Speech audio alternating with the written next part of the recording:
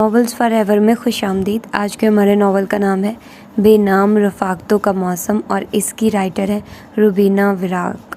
تو آئیے جلدی سے سٹارٹ کرتے ہیں اس ناول کو اور دیکھتے ہیں یہ کیسا ہوتا ہے۔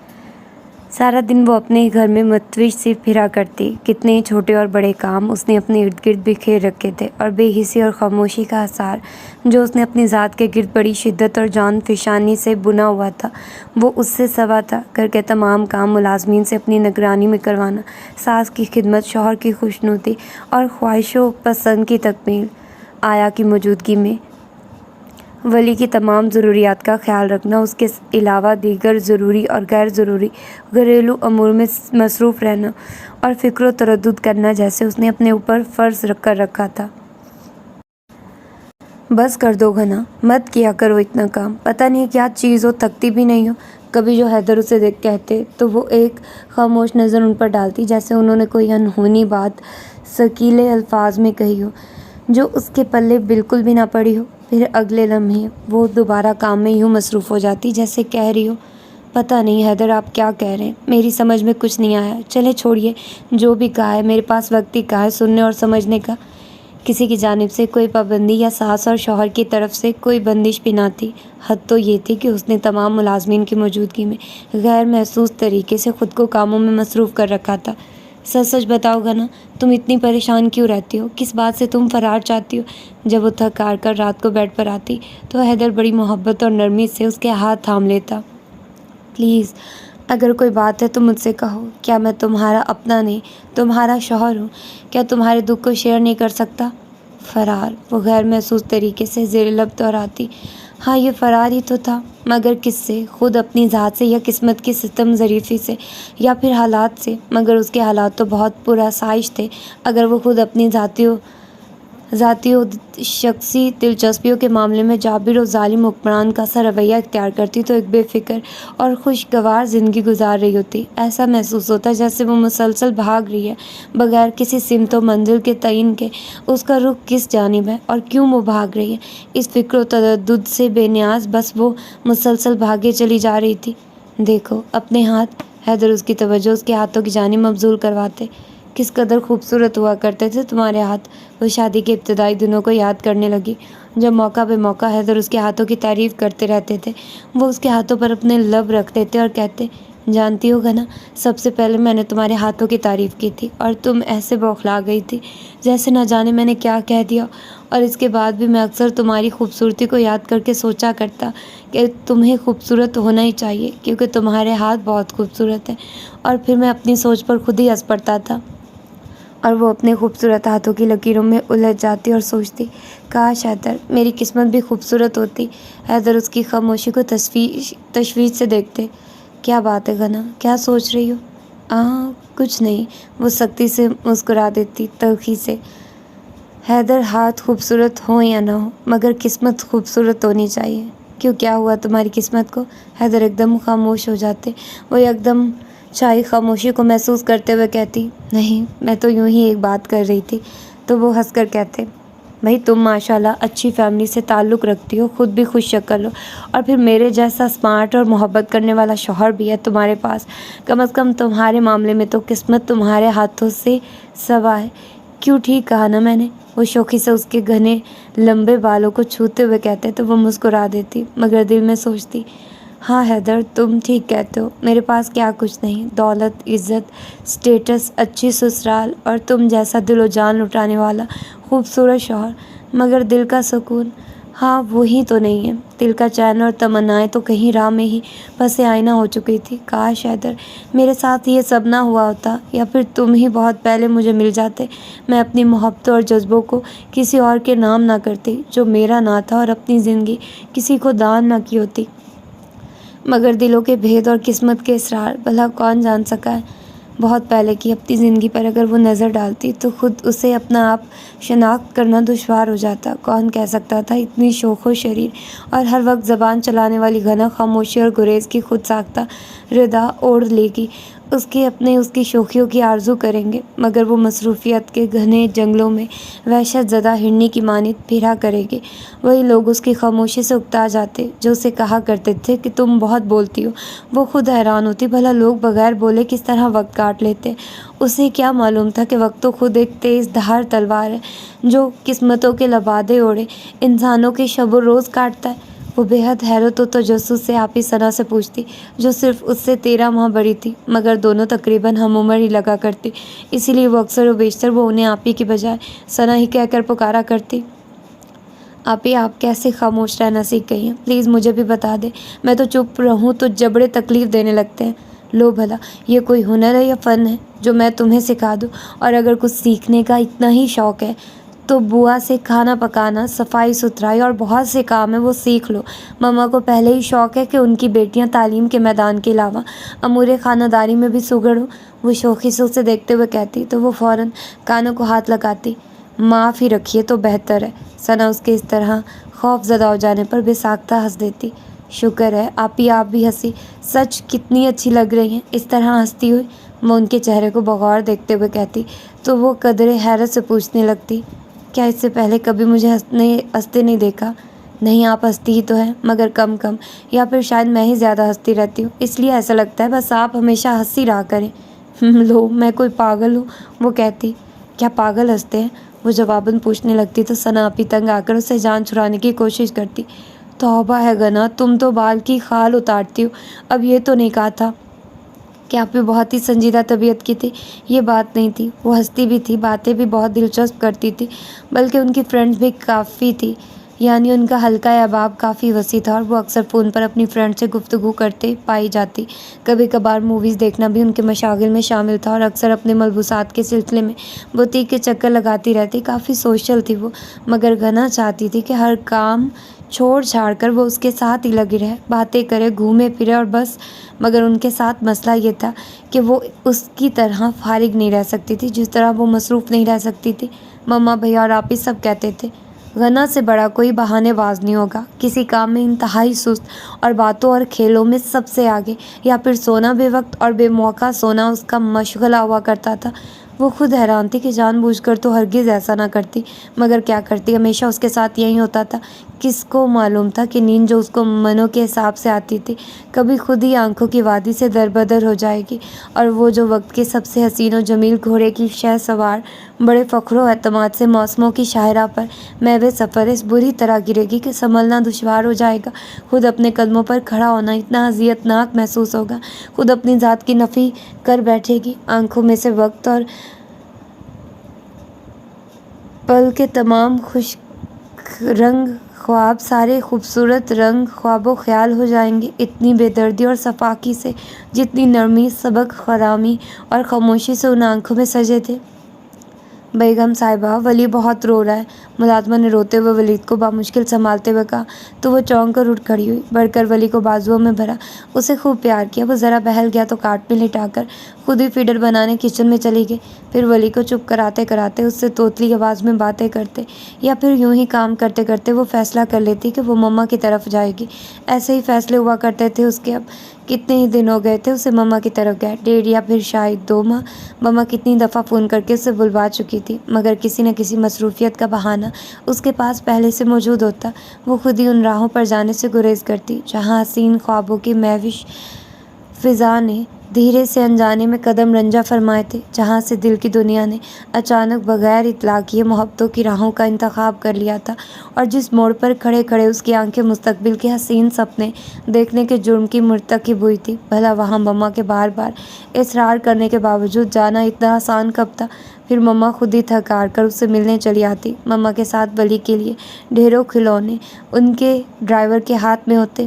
مما پلیز مت لایا کرے اتنا کچھ، دیکھیے پہلے ہی اتنے کھلونے ہیں ولی کے پاس، میرے لیے سنبھلنا مشکل ہو جاتے ہیں۔ وہ ممنونیت سے مما کے گلے لگتے ہوئے کہتی، بس رہنے دو، بہت اس طرح بات کیا کرو، مت اس طرح بات کیا کرو مجھ سے، ماں ہوں میں، بلاتی رہتی ہوں، مگر تم اتنی مصروف ہوتی ہو کہ میرا بھی خیال نہیں آتا ہوگا۔ وہ آنکھوں میں امڑ آنے والے آنسوؤں کو پونچھتے ہوئے کہنے لگی تو اس کے دل کو کچھ ہونے لگا۔ اٹھ کر پاس آئی، اپنے پلو سے ان کے آنسو پونچھے، ہاتھوں کو تھام کر محبت و عقیدت سے بوسہ دیا۔ ماما میں آؤں گی، ضرور آؤں گی آپ کی طرف۔ آپ دیکھ رہی ہیں ولی مجھے کتنا مصروف رکھتا ہے، اور پھر اتنے بڑے گھر کو دیکھنا۔ ماما دیکھیے، آپ ناراض مت ہو مجھ سے۔ وہ حقیقتاً سچائی سے کہتی، بیٹا مصروفیات میں سے وقت نکالنا پڑتا ہے، خود اپنے لیے، اپنے سے وابستہ دوسرے لوگوں کے لیے، ورنہ انسان تنہا رہ جاتا ہے اور دوسروں کے ساتھ خود بھی مایوسی کا شکار ہو جاتا ہے، زندگی سے دلچسپی مفقود ہو جاتی ہے۔ کہا نا مما، اب میں جلدی آؤں گی۔ پھر وہ جلدی آتا تو ضرور، مگر خاصی تاخیر سے، یوں ہی اس دن کی طرح بیٹھے بٹھائے۔ پھر وہ اپنے اور ولی کے کپڑے بیگ میں ڈالتی اور حیدر کے آفس سے واپسی پر کہتی، حیدر مجھے مما کی طرف جانا ہے، چلی جاؤں؟ وہ اس کی طرف دیکھتے تو ان کے بولنے سے قبل ہی منت بھرے لہجے میں کہتی، پلیز چھوڑ آئیے نا، کل آفس سے واپسی پر لیتے آئیے گا، میں نے کھانا خود بنا کر فریج میں رکھ دیا، کپڑے وارڈ روم میں ہینگ کر دیے، امی ساس سے بھی پوچھ لیا ہے۔ تو وہ تلخی سے مسکرا دیتے، اللہ کی بندی، میں نے تمام تفصیل مانگی تو نہیں تھی، اور مما کی طرف آ کر بھی اسے گھر اور حیدر کا بہت خیال رہتا۔ امی اکیلی ہوں گی، حیدر کو کسی کام میں پریشانی نہ ہو، حالانکہ گھر میں امی کے علاوہ ملازمین موجود ہوتے تھے، مگر وہ اگلے دن حیدر کے آنے سے پہلے ولی کو تیار کر کے بیٹھی ہوتی۔ مما کو حیدر سے کچھ کہنے سننے کی ضرورت ہی پیش نہ آتی۔ مما متفکر ہو کر سوچتی، یہ اس قدر متنفر کیوں ہے اپنے میکے سے؟ لڑکیاں تو بہانے ڈھونڈتی ہیں میکے جانے کے، جبکہ غنا کتنی وحشت ہوتی ہے اس کے چہرے اور آنکھوں میں، یہاں آ کر جیسے کچھ کھو گیا ہو۔ اس کا کچھ کھونے کے درد کا احساس تو اس کی آنکھوں سے سدا متراشا رہتا۔ پھر مما گھبرا کر ثنا سے پوچھتی، ثنا، یہ غنا کو پتہ نہیں کیا ہو گیا بیٹا، تمہیں معلوم ہے کچھ؟ یہ کیوں فرار چاہتی ہے ہم سب سے؟ مجھے یوں محسوس ہوتا ہے ثنا، جیسے میں اپنی بیٹی کو کھو رہی ہوں۔ وہ فون پر روتے ہوئے اپنا تفکر آپی کے سامنے آیا کرتی۔ ثنا نہ جانے اس کو کیا دکھ ہے جو وہ دل میں چھپائے ہم سب سے چھپتی پھرتی ہے۔ مما آپ پریشان مت ہو، میں فون کروں گی غنا کو اور پوچھوں گی۔ آپی بظاہر مما کو تسلی دیتی، مگر جانتی تھی وہ انہیں بھی کچھ نہیں بتائے گی، ہمیشہ کی طرح ہنس کر کہے گی، آپی آپ کا وہم ہے، میں تو بہت خوش ہوں، اور کھلکھلا کر ہنس کر ان کو مطمئن کرنا چاہتی، مگر وہ اس کی کھوکھلی ہنسی پر غور کرتی رہ جاتی۔ مگر اس نے بہت مضبوط خول اپنے گرد بن رکھا تھا کہ آپی اور مما لاکھ کوشش کرتی اس کے اندر اس کے دکھ تک رسائی حاصل نہیں کر سکی تھی۔ آج پتہ نہیں کیسے وہ 2-3 دن کے لیے مما کی طرف آئی تھی۔ حیدر بھی یقیناً حیران ہوئے ہوں گے، مگر انہوں نے پوچھا نہیں تھا، نہ ہی حیرانگی ظاہر کی تھی۔ مما بھی اس کی غیر متوقع آمد پر خوش تھی۔ بھابھی بھی کمرے سے باہر آ کر ڈرائنگ روم میں اس سے بڑے خوشگوار موڈ میں باتیں کر رہی تھی۔ پھر حیدر کے جانے کے بعد وہ ولی کو لے کر مما کے بیڈ روم میں آ گئی۔ بھابھی بھی وہیں آ گئی۔ وہ مما اور بھابھی سے دیگر گھریلو اور خاندانی واقعات و مسائل پر باتیں کرتی رہی۔ پھر بھابھی سونے کے لیے اٹھ گئی تو مما بھی نماز کی غرض سے اسے بھی سونے کی دوسرے الفاظ میں آرام کرنے کی تاکید کرتے ہوئے اٹھ گئی۔ ولی بھی سو چکا تھا۔ کچھ دیر تو وہ مما کے بیڈ پر لیٹی رہی، پھر اٹھ کر اپنے کمرے میں جانے کے لیے لاؤنج میں آ گئی۔ اس کے کمرے کی سیڑھیاں لاؤنج میں ہی اترتی تھیں اور کمرے کا دروازہ بھی اسی سائڈ پر کھلتا تھا، جبکہ بیک سائڈ دائیں طرف باہر کی طرف جانب لان میں تھی، جس میں بڑی سی کھڑکی تھی، اور ساتھ ہی بیک سائڈ پر بھی ایک دروازہ لان کے اوپر بالکنی میں کھلتا تھا۔ وہ اور آپی اکثر وہیں بیٹھ کر باتیں کیا کرتی تھی۔ اس نے ایک نظر اپنے کمرے پر ڈالی، ہر چیز ویسی ہی تھی جیسی وہ چھوڑ کر گئی تھی۔ اسی مخصوص جگہ پر بیڈ ریک میں کتابیں، ایک طرف کارنر میں چھوٹی ٹیبل پر گلدان میں خوبصورت گلاب کے پھول، اسی کے ہاتھوں سے لگائی گئی پینٹنگز، اس کے پسندیدہ کلر کی بیڈ شیٹ، حتیٰ کہ فلور کوشن بھی ویسے ہی سیٹ کیے ہوئے تھے جیسے وہ کرتی تھی۔ پردے سمیٹ کر وہ بیک سائڈ کا دروازہ کھول کر بالکنی میں آ گئی، ریلنگ پر کونیاں ٹکائے لان میں سرسبز پودوں اور کھلتے پھولوں میں جیسے اپنا ماضی تلاش کرنے لگی، ماضی کے کچھ ایسے پل جنہوں نے آج تک اس کی ہستی کو اپنے حصار میں جکڑ رکھا تھا۔ وہ چاہتے ہوئے بھی خود کو آزاد نہیں کر پا رہی تھی، یا شاید وہ خود ہی لاشعوری طور پر رہائی کی متمنی تھی۔ دوپہر کی چمکتی دھوپ میں جھلستا ہوا ہوا کا جھونکا آیا اور اس کے چہرے کو چھوتا ہوا گزر گیا۔ وہ ایک دم چونکی اور پھر اندر کمرے میں آ گئی۔ بیڈ پر آہستگی سے بیٹھتے ہوئے یوں ہی اس کی نظر ریک میں پڑی کتابوں پر پھسل رہی تھی۔ اس دن وہ اسی طرح بیڈ پر نیم دراز محسن نقوی کی ریزہ حرف پڑھ رہی تھی جب آپی نے آ کر اسے عمیر کی آمد کی اطلاع دی تھی۔ عمیر؟ آپی، عمیر آیا ہے کب؟ وہ اچھل کر بیٹھ گئی۔ تھوڑی دیر ہوئی ہے۔ آپی بھی بہت خوش نظر آ رہی تھی۔ اور آپ مجھے اب بتا رہی ہیں؟ وہ کتاب بیڈ پر رکھ کر چپل پاؤں میں گھسیٹتی انجلی لاپرواہی سے بھاگتی نیچے کی طرف دوڑی۔ آپی بھی اس کے پیچھے ہی نیچے آ گئی۔ وہ یوں ہی کمرے میں پردہ اٹھا کر दाखिल हुई। कोई उसकी तरफ पुश्त किए मम्मा से महवे गुफ्तगू था। आहट पाकर वो उसकी जानिब मुड़ा। एकदम उसके बढ़ते कदम रुक गए। भरपूर मर्दाना वजाहत के साथ निकलता कद, मम्मा की किसी बात पर डराने वाली मुस्कुराहट, उसकी घनी मूंछों तले हनूस बरकरार थी। वो हड़बड़ाकर मुड़ी तो पीछे से आती सना से बुरी तरह टकरा गई। आप ही उसकी हवास बाख्तगी पर खिलखिलाकर हंस पड़ी। घना बेटा होश से, मम्मा ने उसे सर्जनिश की। वो अपनी हवास बाख्तगी में आप ही की खिलखिलाती खूबसूरत हंसी पर तवज्जो न दे सकी, जिसके बारे में उसे शिकायत रहती थी कि आप ही खुलकर नहीं हंसती। उसने जल्दी से अपना दुपट्टा दुरुस्त किया तो आप ही सना ने उसका बाजू पकड़कर उसका रुख उमैर की जानिब किया। मिलो ना अब उमैर से, सुनते ही नीचे दौड़ी थी। और अब क्या हुआ? फिर वो उमैर से मुखातिब हुई। उमैर, ये हमारी बेवकूफ़ सी बहना घना है, वो तो नज़र आ रहा है। वो होंठों पर गहरी होती मुस्कुराहट के साथ बोला तो वो वहीं आप ही के साथ सोफे पर बैठ गई। कैसी है घना आप? वो उससे बरारास्त पूछने लगा तो बौखलाकर उसने जवाब में सलाम झाड़ दिया। मम्मा और आप ही तो उसकी घबराहट पर हंसी ही थी। उमर का जानदार कहका भी फिजा में गूंजता चला गया। पता नहीं क्यों वो खामखा नर्वस हो जा रही थी। वो उठकर जाना चाहती थी मगर कोई अनजानी कुव्वत थी जो उसके कदमों को जकड़े हुए थे। फिर शायद उसे उसकी हालत पर रहम आ गया और मम्मा से बातों में मसरूफ़ हो गया। फिर थोड़ी देर बाद उसकी जानिब मुतवज्जह हुआ तो मसनूई हैरत से मम्मा से पूछने लगा, आंटी क्या घना बोलती नहीं? अरे ऐसी वैसी, जब बोलना शुरू करेगी तो तुम्हें अपने कान बंद करना पड़ेंगे। प्लीज़ मम्मा। आखिर वो ज़िद होकर बोल पड़ी तो आप ही फ़ौरन उसके दफ़ा में बोल पड़ी, नहीं भाई, अब घना को कोई कुछ नहीं कहेगा। मगर इसके बाद वो जल्दी अपनी साबका जोन में आ गई। आप ही तो शाम के खाने के लिए उठ गई थी। अलबत्ता वो उमैर से बातें करती रही। गुज़श्ता ज़माने की बातें, स्कूल और कॉलेज से लेकर उमैर के बहन भाइयों से मुतल्लिक हर बात उसने उमैर से की। उमैर तो जा रहा था मगर मम्मा ने इसरार करके रात के खाने पर रोक लिया था। फिर जब बाबा ऑफिस से आए तो आप ही ने उसे खाना टेबल पर लगाने के लिए बुलाया तो वो किचन में आ गई। आप ही उमैर कितना चेंज हो गया है ना? वो देगची पर से ढक्कन उठाकर देखने लगी। हाँ मगर तुम्हें क्या हुआ था? आप ही उससे पूछने लगी। आप ही मैं तो एकदम परेशान हो गई थी। इतना लंबा ऊंचा अजनबी कौन है? कितना बड़ा हो गया ना उमैर। हाँ तुमसे पहले मैं भी देखकर हैरान हुई थी। फिर उससे कहने लगी, और तुम तो जैसे अभी बहुत छोटी सी हो। आप ही ने कहा तो वो भी उनके साथ मुस्कुराने लगी। हाँ वाकई मैं भी बेवकूफ़ हूँ। ये तो मेरा जहन में ही आया ही नहीं। इतना अरसा हो गया जब हम मिले थे, मैं गालबन 8वीं में थी। हाँ मगर अब तुम यूँ करो कि ये खाना टेबल पर लगा दो। बुआ के साथ मिलकर ये ना हो मम्मा को कहना पड़े। वो डिश में सालन डालते हुए कहने लगी तो वो भी फ़ौरन उनके कहने के मुताबिक खाना लगाने लगी। फिर उमैर तो खाना खाकर चला गया मगर वो रात को आप ही के करीब लेटी उसके मुतालिक बातें करती रही। और आज तो हमेशा की तरह आप ही ने भी नहीं कहा था कि मेरे कान मत खाओ, मुझे नींद आ रही है, बल्कि वो उससे उमैर की बातें करती रही और इस बात की उसे ज़्यादा खुशी थी। फिर कितनी देर बाद आप ही ने करवट बदली। वो पता नहीं सोई या नहीं मगर नींद उसकी आंखों में आने वाली से इनकारी थी। शाम से उमैर से सामना करने का वाक़या आंखों में घूम गया तो उसके होंठ अपने आप मुस्कुराहट से खेलने लगे। वो उसकी एक एक बात और अंदाज को सोचते हुए न जाने कब सोई थी। सुबह उसकी आंख खुली तो करवट बदलते हुए उसने आप ही सना को देखा। वो जाए नमाज पर बैठी नमाज के बाद दुआ मांग रही थी। उसने आंखें मूंद कर सोना चाहा मगर चंद लम्हों के बाद ही उठ गई कि नमाज छूट जाने के ख्याल से सो नहीं सकती थी। वज़ू करने के बाद जब वो जाए नमाज पर खड़ी हुई तो आप ही कुरान पाक की तिलावत कर रही थी। नमाज पढ़ने और लंबी दुआ के बाद वो दोबारा अपने बेड पर आ गई और जब वो सोने की तैयारी करने लगी थी आप ही कुरान को जुज़दान में रखकर बाहर जा रही थी। वो नमाज के बाद खुली हवा में वॉक करने की आदी थी।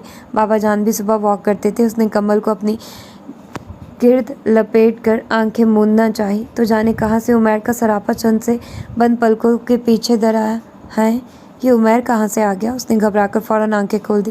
फिर खुद ही हंस पड़ी। कितना खुशकुन तसव्वुर था, यूँ किसी का सोचों में अचानक बगैर इजाज़त धड़ल्ले से आना और फिर उसे सोचना। उससे भी ज़्यादा मशहूर कौन? क्या कोई इतनी जल्दी हमारी सोचों हमारे तसव्वुरात पर काबिज़ हो सकता है? हाँ हो सकता है। जभी तो उमैर यूँ धड़ल्ले से उसकी सोचों में मुस्कुरा रहा था। देखो ये मैं हूँ, मुझे सोचो, मुझे याद करो, मैं हर जगह हूँ तुम्हारे आसपास। दिल बड़े अजीब अंदाज में किसी अनजानी लय पर महवे रक़्स था। پھر وہ چاہنے کے باوجود سو نہیں سکی۔ ویسے بھی اتنا وقت کہاں تھا اسے ہی سوچتی رہی۔ وقت تیزی سے اپنی رفتار کے مطابق گزرتا رہا۔ تب ہی اسے باہر مما، بابا اور بھیا وغیرہ کے اٹھ جانے سے چہل پہل کا احساس ہوا تو وہ ہڑبڑا کر اٹھ بیٹھی۔ وال کلاک پر نظر پڑی، اس کی تیزی میں مزید اضافہ ہوا اور جلدی سے کالج جانے کے لیے تیار ہونے لگی۔ تیاری کے بعد وہ نیچے آئی تو بھیا ناشتہ کر رہے تھے، جبکہ بابا ناشتے سے فارغ ہو کر نیوز پیپر کا مطالعہ کر رہے تھے۔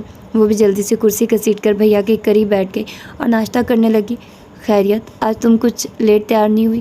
بھیا ریسٹ واچ پر نگاہ ڈالتے ہوئے بولے اور پھر اس کی طرف سے جواب نہ پا کر چائے کا مگ ہونٹوں سے لگاتے ہوئے کہنے لگے، جلدی کر لو ناشتہ اگر میرے ساتھ نکلنا ہے۔ ایک تو بھیا آپ تیار بہت جلدی ہو جاتے، مجال ہے جو ڈھنگ سے ناشتہ کرنے دیتے ہو، تیزی سے گزرتے وقت سے وہ پہلے ہی نہ لاتے۔ بھیا کے احساس دلانے پر مشتعل ہوگی اور منہ بسور کر شکایت کرنے لگی، ارے بھائی تم جلدی سے تیار ہو جایا کرو نا۔ وہ سابقہ انداز میں اطمینان سے بولے، ثنا بھی تو اٹھ جاتی ہے، تم بھی ساتھ ہی اٹھ جایا کرو۔ وہ ان کی بات پر نظر انداز کرتے ہوئے سلائس پر جیم لگاتے ہوئے کہنے لگی، ایک بات تو بتائیے بھیا، آپ تو کالج میں پڑھاتے ہیں، اس کے باوجود اتنی جلدی تیار ہو جاتے ہیں اور پھر جلدی جانے کا شور الگ۔ ارے گڑیا، بار بار ایک ہی بات آپ کو یاد دلانا پڑتی ہے کہ مجھے فرسٹ پیریڈ لینا ہوتا ہے اور میں اپنے اسٹوڈنٹس کو انتظار کی کیفیت میں مبتلا نہیں کرنا چاہتا۔ خوش فہمی ہے آپ کی، ورنہ تو آپ کے اسٹوڈنٹ آپ کے لیٹ آنے کی دعائیں کرتے ہوں گے۔ ہرگز نہیں، بھیا وسوق سے بولے، کیونکہ میرے اسٹوڈنٹ آپ کی طرح نالائق نہیں ہیں۔ کیا؟ وہ اپنے اس خطاب پر چیخی۔ دیکھا بابا جانا اپنے بھیا کیا کہہ رہے ہیں؟ باقی ماندہ سلائس واپس پلیٹ میں رکھ کر وہ چائے بناتے ہوئے شکایت کرنے لگے، نہیں دیکھا، بالکل بھی نہیں، کیونکہ میں تو اخبار دیکھ رہا تھا، البتہ اس قسم کی بات سنی ہے میں نے ابھی۔ بابا نے بظاہر سنجیدگی سے برجستہ جواب دیا تو بھیا کی بے ساختہ ہنسی پر وہ جھیم گئی۔ کیا سنایا جا رہا ہے بابا جان کو؟ ثنا چیئر گھسیٹ کر بیٹھتے ہوئے پوچھنے لگی تو وہ جو اپنی شکایت کی سنوائی نہ ہونے پر خفگی سے منہ بسور رہی تھی، فوراً بولی، آپ ہی آپ بتائیے، کیا میں ہر سال فرسٹ ڈویژن میں پاس نہیں ہوتی؟ بالکل، آپ ہی نے تائید کی تو مزید کہنے لگی، بلکہ میٹرک تک میں اپنی کلاس میں پوزیشن لیتی رہی ہوں۔ ہاں مگر ہوا کیا ہے؟ اب خدا نخواستہ فیل ہونے کا ارادہ ہے؟ آپ ہی کے اس طرح برجستہ خدشے کے اظہار پر بھیا اور بابا دونوں بے ساختہ ہنس دیے تو وہ جلدی سے صفائی پیش کرنے لگی، نہیں بلکہ بھیا مجھے نالائق کہہ رہے ہیں۔ اس نے بھیا کی طرف دیکھتے ہوئے کہا، جو مسکراہٹ لبوں میں دبائے اسے ہی دیکھ رہے تھے۔ اس نے جلدی سے چائے کا مگ ہونٹوں سے لگا لیا تو وہ مسکرا کر اس کے سر پر ہلکی چپت رسید کر کے اٹھتے ہوئے کہنے لگے، اب اگر چائے پی چکو تو فوراً آ جاؤ۔ وہ بھی جلدی جلدی چائے کے گھونٹ بھرنے لگی، پھر جانے کے لیے اٹھ کھڑی ہوئی۔ خدا حافظ بابا اینڈ مائی سویٹ آپی۔ خدا حافظ، جواباً بابا اور آپی نے کہا۔ باہر نکلتے نکلتے لاؤنج کے دروازے کے قریب زرینہ سے موتی کے پھولوں سے بھری ٹوکری لیتی مما کو خدا حافظ کہا تو انہوں نے اسے ڈھیروں پیار کیا۔ ٹوکری میں سے موتی کے تازہ کھلے پھول مٹھی میں دبا کر باہر نکل آئی۔ جہاں بھیا گاڑی میں بیٹھے اسی کا انتظار کر رہے تھے، اس کے بیٹھتے انہوں نے گاڑی آگے بڑھا دی۔ مٹھی میں بند موتی کے پھولوں کو ناک کے قریب لا کر 2-3 گہرے گہرے سانس لیے۔ یہ خوشبو اسے بے حد پسند تھی۔ گرمیوں کی لمبی دوپہر کے بعد جب دھوپ قدرے ڈھلتی تو وہ موتی کی بیل کے قریب کتنی دیر تک بیٹھی رہتی اور فضا میں بکھری خوشبو کو اپنے اندر جذب کرنے کی کوشش کرتے۔ روزانہ صبح آپی ڈھیروں کلیاں اتار کر مما کے لیے گجرے بناتی تھی، باقی پھول اور کلیاں ڈرائنگ روم میں سائڈ ٹیبل پر ٹوکری میں رکھ دیتی۔ اس طرح کمرے میں پھولوں کی بھینی بھینی خوشبو خوشگوار احساس دلاتی۔ اگر کبھی آپی فارغ نہ ہوتی تو کام کرنے والی زرینہ پھول اتارتی، مگر گجرے ہمیشہ آپی خود بناتی تھی۔ وہ خیالوں میں محو تھی جب بھیا کی آواز پر چونکی، غنا تم واپسی پر اپنی کسی فرینڈ کے ساتھ بلکہ انم کے ساتھ آ جانا، میں نہیں آ سکوں گا۔ وہ کیوں؟ اسے کوفت ہونے لگی، اب خواہ مخواہ گرمی میں وین پر خوار ہونا پڑے گا۔ آپ آ جائیے گا نا پلیز۔ کالج گیٹ پر اترتے ہوئے اس نے بھیا سے کہا تو وہ بتانے لگے، مجھے عمیر کی طرف جانا ہے، اسے اپنا بزنس شروع کرنے کے سلسلے میں کچھ لوگوں سے ملنا ہے، زیادہ واقفیت نہیں ہے نا اس شہر کے بارے میں، اس لیے مجھے کہا تھا اس نے۔ بھیا تفصیل بتانے لگے تو وہ مزید اصرار کا ارادہ ترک کر کے خاموش ہو گئی۔ ویسے بھی عمیر کے ذکر پر اس کی آنکھوں میں جو دھنک رنگ اتر آئے تھے ان کو چھپانے کی خاطر وہ جلدی سے کالج کی طرف مڑ گئی تو بھیا نے بھی گاڑی آگے بڑھا لی۔ دن اسی طرح سابقہ روٹین میں گزر رہے تھے۔ فرصت کے لمحات میں اکثر وہ اور ثنا عمیر کا ذکر کر بیٹھتی، پتہ نہیں کیا احساس تھا کہ اس کو سوچتے ہوئے، اس کی باتیں کرتے ہوئے اسے الوہی خوشی کا احساس ہوتا، آنکھیں انجانے احساس سے چمکنے لگتی۔ اگلی دفعہ جب عمیر گھر آیا تو غنا گیٹ کے قریب کھڑی پودوں کو پائپ سے پانی دے رہی تھی اور گیٹ اسی نے کھولا۔ وہ اوپر والے ہونٹ کو دانتوں میں دبائے شریر مسکراہٹ کے ساتھ اسی کو تک رہا تھا۔ سفید کلف لگے سوٹ میں اس کا لمبا قد مزید نمایاں لگ رہا تھا۔ کیا سلام مجھے کرنا پڑے گا؟ وہ بغور اس کو دیکھتے ہوئے شریر انداز میں کہنے لگا تو وہ جھیم گئی، پھر فوراً سنبھل کر بولی، ایسے آپ کر دے تو بھی کوئی حرج نہیں، بہرحال میری طرف سے السلام علیکم، آئیے تشریف لائیے۔ وہ باقاعدہ ہاتھ سے اسے آگے بڑھنے کا اشارہ کرتے ہوئے کہنے لگی تو وہ مسکراتے ہوئے آگے بڑھ گیا۔ ثنا کمرے میں مما کے پاس بیٹھی کڑھائی کا کوئی ٹانکا سیکھ رہی تھی۔ وہ ان دنوں فارغ ہوتی تھی اور کچھ دنوں سے انہیں امبرائڈری سیکھنے کا شوق چرایا تھا، اور مما نے چونکہ اس میں ڈپلومہ کیا ہوا تھا، سو اب ثنا ان سے سیکھنے کی کوشش کر رہی تھی۔ غنا عمیر کو ساتھ لیے وہیں آ گئی۔ آپی کو وہ آہستہ سے سلام کرتا ہوا مما کے سامنے جھک گیا تو مما نے اسے پیار کیا۔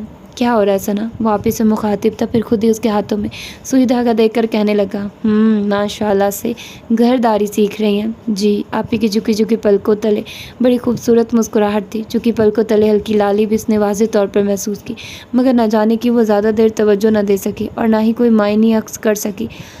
کچھ اس بلی کو بھی سکھا دیا کرے، وہ اس کی طرف اشارہ کر کے کہنے لگا۔ وہ فوراً مما کے قریب بیٹھتے ہوئے منہ پھیلا کر کہنے لگی، عمیر بھائی آپ بھی ان کے ساتھ مل گئے؟ تو عمیر کے ساتھ آپی اور مما بھی مسکرا دی۔ پھر آپی چائے کا کہنے اٹھ گئی تو وہ بھی آپی کے ساتھ کچن میں آ گئی کہ عمیر مما کے ساتھ بزنس سے متعلق باتیں کر رہا تھا۔ وہ حیران بلکہ سخت پریشان تھی۔ دل کی ان بدلتی کیفیات پر نہ جانے کیسے خواب تھے جو نہ چاہتے ہوئے بھی پلکوں پر در آتے تھے۔ وہ تو بڑی لاپرواہ تھی، نہ صرف عادات و اطوار میں بلکہ سوچ و بچار میں بھی۔ کبھی اس نے کسی بات کو سیریس نہیں لیا تھا، مگر اب وہ مسلسل کسی خوش کن سوچ میں محو رہنے لگی تھی۔ غیر محسوس طریقے سے عمیر اس کے آس پاس اندر باہر چھانے لگا تھا، اور عمیر کا اس کے دل میں قیام اتنا شدید تھا کہ وہ اپنے ہی دل پر اپنا اختیار کھو بیٹھی تھی۔ عمیر مما کی دور کی کزن آنٹی راحت کا بیٹا تھا۔ آنٹی راحت نہ صرف مما کی کزن تھی بلکہ کلاس فیلو ہونے کے ساتھ ساتھ بہت اچھی فرینڈ بھی تھی۔ ایل سی میں دونوں نے BA کے بعد ایک ساتھ یونیورسٹی میں ایڈمیشن لیا تھا، مگر اسی دوران آنٹی راحت کا رشتہ طے پا گیا اور جلد ہی وہ بیاہ کر لندن رخصت ہو گئی۔ البتہ مما نے ماسٹرز مکمل کرنے کے بعد ایک کنسٹرکشن کمپنی میں جاب کر لی تھی۔ پھر مما بھی بیاہ کر کراچی آ گئی۔ اس وقت آنٹی کے پاس خولہ اور عمیر 2 ہی بچے تھے اور وہ پاکستان آئی تھی۔ مما کی شادی میں بھی شرکت کی تھی۔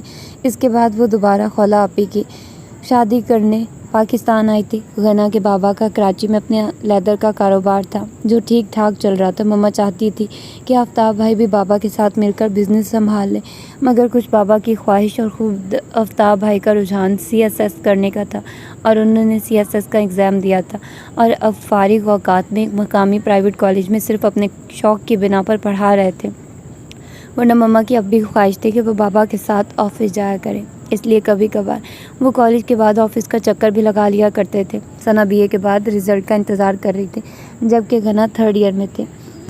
عمیر سے پہلی ملاقات ان کی خالہ آپی کی شادی پر ہی ہوئی تھی۔ تب وہ اپنے مما پاپا کے ساتھ پاکستان آیا تھا۔ اس وقت ثنا 8ویں میں تھی اور غنا 7ویں میں تھی۔ آفتاب بھائی ان دونوں سے بڑے تھے۔ عمیر وغیرہ نے شادی سے فراغت پر ان کے گھر بھی چند دن قیام کیا تھا، اور ان دنوں ان سب نے وہ تمام جگہ عمیر کے ساتھ دیکھی جو وہ پہلے بھی دیکھ چکے تھے، اور کتنی یادیں اور باتیں وابستہ تھیں ان دنوں سے۔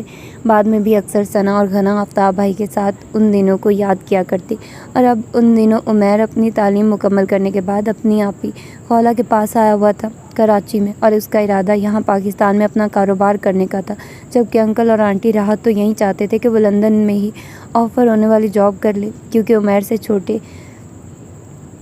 زیر اور طلحہ ابھی پڑھ رہے تھے اور ان کی تعلیم کے ختم ہونے تک انکل اور آنٹی وہیں رہنا چاہتے تھے۔ البتہ اس کے بعد جب بچے بڑے ہو جائیں گے تو وہ مستقل طور پر کراچی آ جائیں گے۔ یہ تمام باتیں آنٹی نے مما کو فون پر بتائی تھی۔ اس دن وہ سلاد کے لیے سلائزر پر پیاز کاٹ رہی تھی کہ اس کی انگلی کٹ گئی۔ زخم خاصا گہرا تھا، مگر اس کی چیخو پکار اور واویلا اس سے سوا تھا۔ خون بھی تیزی سے بہہ رہا تھا۔ وہ تو بس آنکھیں بند کیے روئے چلی جا رہی تھی۔ آپی ثنا نے اس کا خون ڈیٹول سے صاف کر کے پٹی باندھ دی، مگر پھر وہ اپنی انگلی تھام کر بیٹھ گئی۔ مما بہت درد ہو رہا ہے۔ زخم خاصا گہرا تھا اور درد بھی اسے واقعی بہت ہو رہا تھا۔ مما اسے تسلی دیتی رہی، کوئی بات نہیں، ٹھیک ہو جائے گا بیٹا۔ وہ مما کی گود میں سر رکھے لیٹی تھی۔ اسی وقت عمیر آپی خولہ کے ساتھ آ گیا، ساتھ میں خولہ آپی کے بچے بھی تھے۔ خولہ بڑی محبت اور خوش دلی سے ان سے ملی اور اپنی تکلیف بھول کر ان کے بچوں کے ساتھ باتیں کرنے لگی۔ ان کی بڑی بیٹی ماہم 8 سال کی تھی جبکہ بیٹا 5 سال کا تھا۔ بڑے پیارے بچے تھے وہ۔ خولا آپی سے ملنے کے بعد ان دونوں کو اپنے پاس لے کر بیٹھ گئی، ان سے ان کے فرینڈز، پڑھائی اور اسکول کے بارے میں باتیں کرتی رہی۔ پھر کھانے کا وقت ہوا تو سب ڈائننگ ہال میں آ گئے۔ کھانے کے دوران بڑی احتیاط کے باوجود انگلی سالن میں چلی گئی۔ مرچیں لگنے پر اس کی بے ساختہ چیخ نکل گئی۔ سب اس کی جانب متوجہ ہو گئے تو اس نے جلدی سے انگلی دانتوں میں دبا لی، مگر درد کی شدت تنوز برقرار تھی۔ کیا ہوا گنا؟ آپی نے گھبرا کر پوچھا۔ وہ زخم میں مرچیں لگ رہی ہیں، وہ مسلسل ہاتھ کو ہلاتے ہوئے کہہ رہی تھی۔ آنکھیں موٹے موٹے آنسوؤں سے بھر چکی تھی۔ عمیر اور خولا آپی کی وضاحت طلب نظروں کے جواب میں مما نے انہیں زخم لگنے کی روداد سنائی تو آپی خولا کہنے لگی، بینڈیج کروا لیتی ڈاکٹر سے، زخم میں مرچیں تو واقعی بہت لگتی ہیں۔ آفتاب گھر پر نہیں تھا ورنہ اس کے ساتھ بھیج دیتی، مما نے کہا تو عمیر جو اس کی بار بار آنکھیں جھپکنے سے گالوں پر لڑکھڑاتے آنسوؤں کو بڑی دلچسپی سے دیکھ رہا تھا، دونوں ہاتھ ٹیبل پر رکھ کے اس سے پوچھا، کیا بہت تکلیف ہو رہی ہے؟ تو اس نے جواب میں پلکیں اٹھا کر اس بات میں سر ہلا دیا، آنکھوں میں امڑ آنے والے آنسوؤں کے باعث بولنا مشکل جو لگ رہا تھا۔ چلو میں تمہارے ساتھ چلتا ہوں بینڈیج کروانے۔ وہ کرسی دھکیلتے ہوئے اٹھ کھڑا ہوا تو اس نے اجازت طلب نظروں سے مما کی طرف دیکھا تو انہوں نے فوراً اجازت دے دی۔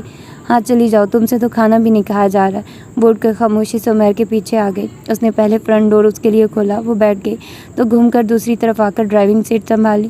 عمیر کے ساتھ فرنٹ سیٹ پر بیٹھی وہ خواہ نروس ہوئی جا رہی تھی۔ آج اسے پتہ چلا کہ وہ اتنی بولڈ ہے نہیں جتنی نظر آتی ہے، یا پھر یہ جذبوں کی حدت یا کسی خاص شخصیت سے مروبیت تھی جو اس کی ہمت سلب کیے جا رہی تھی۔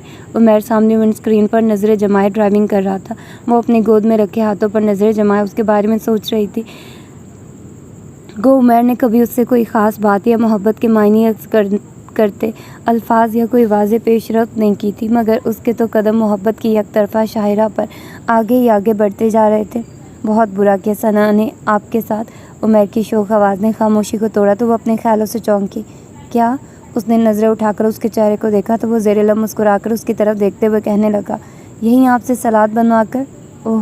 بے ساختہ مسکراہٹ اس کے لبوں کو چھو گئی۔ وہ واضح طور پر اس کی کاہلی اور پھوڑ پن پر چوٹ کر رہا تھا، لیکن وہ بھی کیا کرتی، تمام کام تو ملازمین کرتے تھے، کچن بوا نے سنبھال رکھا تھا۔ البتہ ثنا آپی اب فراغت کے باعث بوا کے ساتھ مل کر کچھ نہ کچھ کرتی رہتی تھی۔ ان کے گھر سے تھوڑے فاصلے پر ایک کلینک تھا۔ عمیر نے گاڑی وہیں روک دی۔ وہاں سے فارغ ہو کر واپسی پر اس نے گاڑی روکی اور خود نیچے اتر گیا۔ وہ بیٹھی انتظار کرنے لگی۔ وہ واپس آیا تو ایک ہاتھ میں آئس کریم کیک پیک کیا ہوا تھا جبکہ دوسرے ہاتھ میں والز کی فیسٹ تھی۔ تمہیں چاکلیٹ بہت پسند ہے نا؟ وہ فیسٹ اس کی جانب بڑھاتے ہوئے پوچھنے لگا تو اس کی آنکھیں خوشگوار احساس سے چمکنے لگی۔ آپ کو کیسے پتہ چلا؟ وہ اس کے ہاتھ سے آئس کریم لیتے ہوئے پوچھنے لگی۔ ثنا بتا رہی تھی۔ وہ گاڑی سٹارٹ کرنے لگا۔ آپ لیں گی؟ وہ کھانے سے قبل قدرے جھجکتے ہوئے اس سے پوچھنے لگی تو وہ پیک کی طرف اشارہ کر کے بولا، نہیں، میں سب کے ساتھ کھاؤں گا۔ تم کھاؤ نا، تمہارے لیے ہی تو لایا ہوں۔ تو وہ کھاتے ہوئے سوچنے لگی، آپی نے اور نہ جانے کیا کیا بتایا ہوگا میرے بارے میں عمیر کو، اور یہ چاکلیٹ کے بارے میں کب بتایا؟ کمال ہے، مجھے تو خبر ہی نہیں۔ چلو خیر، جب بھی بتایا اسے تو اس بات کی خوشی تھی کہ عمیر نے اس کی پسند کو یاد رکھا تھا۔ پھر گھر واپسی کے وقت خولا آپی مما کو ثنا اور گھنا سمیت اپنے ہاں آنے کا کہنے لگی تو مما نے بابا کے آفس سے کسی دن چھٹی پر آنے کا وعدہ کیا۔ کچھ دن بعد وہ اور آپی ٹی وی لاؤنج میں بیٹھی پروگرام دیکھ رہی تھی۔ پروگرام تو کوئی اتنا خاص نہیں تھا، مگر چونکہ وہ فارغ تھی اس لیے بیٹھی تھی۔ یوں ہی وہ باتوں باتوں میں پروگرام میں اداکاراؤں کے پہنے ہوئے کپڑے اور ڈیزائن اور رنگوں پر ڈسکس کر رہی تھی۔ ساتھ ہی پچھلے دنوں بوتیک پر آنے والے کچھ نئے ڈریسز کے بارے میں باتیں ہو رہی تھی۔ آپی بعض کلرز ہوتے خوبصورت ہیں مگر بعض لوگوں پر بالکل بھی سوٹ نہیں کرتے، اور کچھ عام سے کلرز بھی کچھ لوگوں پر بہت سوٹ کرتے ہیں، ہے نا؟ ہاں، جیسے لائٹ اورنج شرٹ عمیر پر بہت سوٹ کرتی ہے۔ آپی نہ جانے کن خیالوں میں گم تھی کہ بے ساختہ ہی ان کے لبوں سے عمیر کا ذکر سن کر اس نے حیرت سے آنکھیں پٹ پٹاتے ہوئے پوچھا، آپ کو کیسے معلوم ہوا؟ آپی کے چہرے پر یکدم سرخی سی دوڑ گئی۔ وہ بغور اس کی کھوجتی نظروں پر سنبھل کر بولی، بدھو وہ تم لو، ابھی کچھ دن پہلے جب عمیر آیا تھا تو اس نے اسی کلر کی شرٹ پہن رکھی تھی۔ اوہ ہاں، وہ بھی ذہن پر زور دے کر سوچتے ہوئے ان کی بات کی تصدیق کرنے لگی۔ واقعی عمیر نے light orange shirt black pant کے ساتھ پہنی تھی اور اس کے گورے رنگ کے ساتھ لمبے قد پر بہت اچھی لگ رہی تھی، اور اسے حیرت ہوئی۔ آپی کو ابھی تک یاد تھا کہ عمیر نے کس کلر کے کپڑے پہن رکھے تھے، اور اس وقت تو مزید نہ اس نے توجہ دی اور نہ ہی خیال رہا۔ وہ دوبارہ باتوں میں مشغول ہو گئی، مگر رات بیڈ پر لیٹتے ہی روز کی طرح جب خوابوں نے اس کی پلکوں پر قدم رکھے اور یوں ہی عمیر کے عکس نے پلکوں کو چھوا، ساتھ ہی نہ جانے کیسے اور کیوں عمیر کے ذکر پر انجانے احساس سے چمکتی آنکھوں کے ساتھ آپی کا چہرہ بار بار اس کی نظروں میں آنے لگا، جیسے ان کا چہرہ ان کی آنکھیں کچھ کہہ رہی ہوں یا پھر کچھ چھپا رہی ہوں۔ اس نے غور کیا تو چند سے دل میں کچھ ٹوٹا، کہیں آپی بھی عمیر کو نہیں، بھلا یہ کیسے ہو سکتا ہے؟ آپی نے بتایا تو نہیں؟ اگر ایسی بات ہوتی تو بھلا مجھے نہ بتاتی؟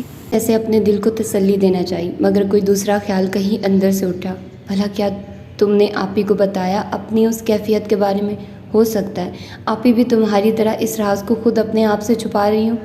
نہیں، ایسا نہیں ہونا چاہیے، اس کے دل نے تنبیہ کی، اور ساتھ ہی اس نے یہ بھی سوچا کہ ایسا ہو بھی تو سکتا ہے۔ بہرحال اب میں محتاط ہو کر اندازہ لگانے کی کوشش کروں گی، اگر واقعی ایسا ہوا تو بھلا میں کیا کر سکوں گی؟ نہ تو میرا اپنا دل بس میں ہے اور نہ ہی آپی کو روک سکوں گی۔ اس کے بعد تو جیسے اس نے باقاعدہ آپی کی باتوں، ان کے رویے اور عادات کا بغور جائزہ لینا شروع کر دیا۔ وہ بالکل کسی خفیہ جاسوس کی طرح ان کی ہر ادا پر اور خصوصاً عمیر سے متعلق کسی بات یا اس کے ذکر پر ان کی کیفیات کو نوٹ کرنے لگے۔ وہ کبھی جان بوجھ کر عمیر کا ذکر کر دیتی، مگر یہاں مسئلہ یہ تھا کہ وہ اناڑی جاسوس تھی۔ اس نے تو کبھی کسی ڈانٹ پر یا اپنی ہی کسی حماقت پر دوسرے کے رویے پر بھی غور نہیں کیا تھا، توجہ نہیں دی تھی۔ اب صدا کی کم گو آپی کی باتوں سے کیا نتیجہ اخذ کر سکتی تھی؟ مگر جو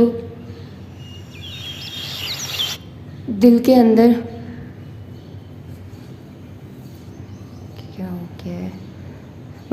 کے اندر چھٹی ہی بیدار ہو چکی تھی، اس کا کیا کرتی؟ پتہ نہیں وہ شک تھا یا وہ وہم کا شکار ہو رہی تھی یا انہی کیفیات کا عکس آپی کے چہرے پر تلاش کر رہی تھی کہ بعض دفعہ وہ غیر محسوس طریقے سے اپنا اور آپی کا موازنہ کرنا شروع کر دیتی۔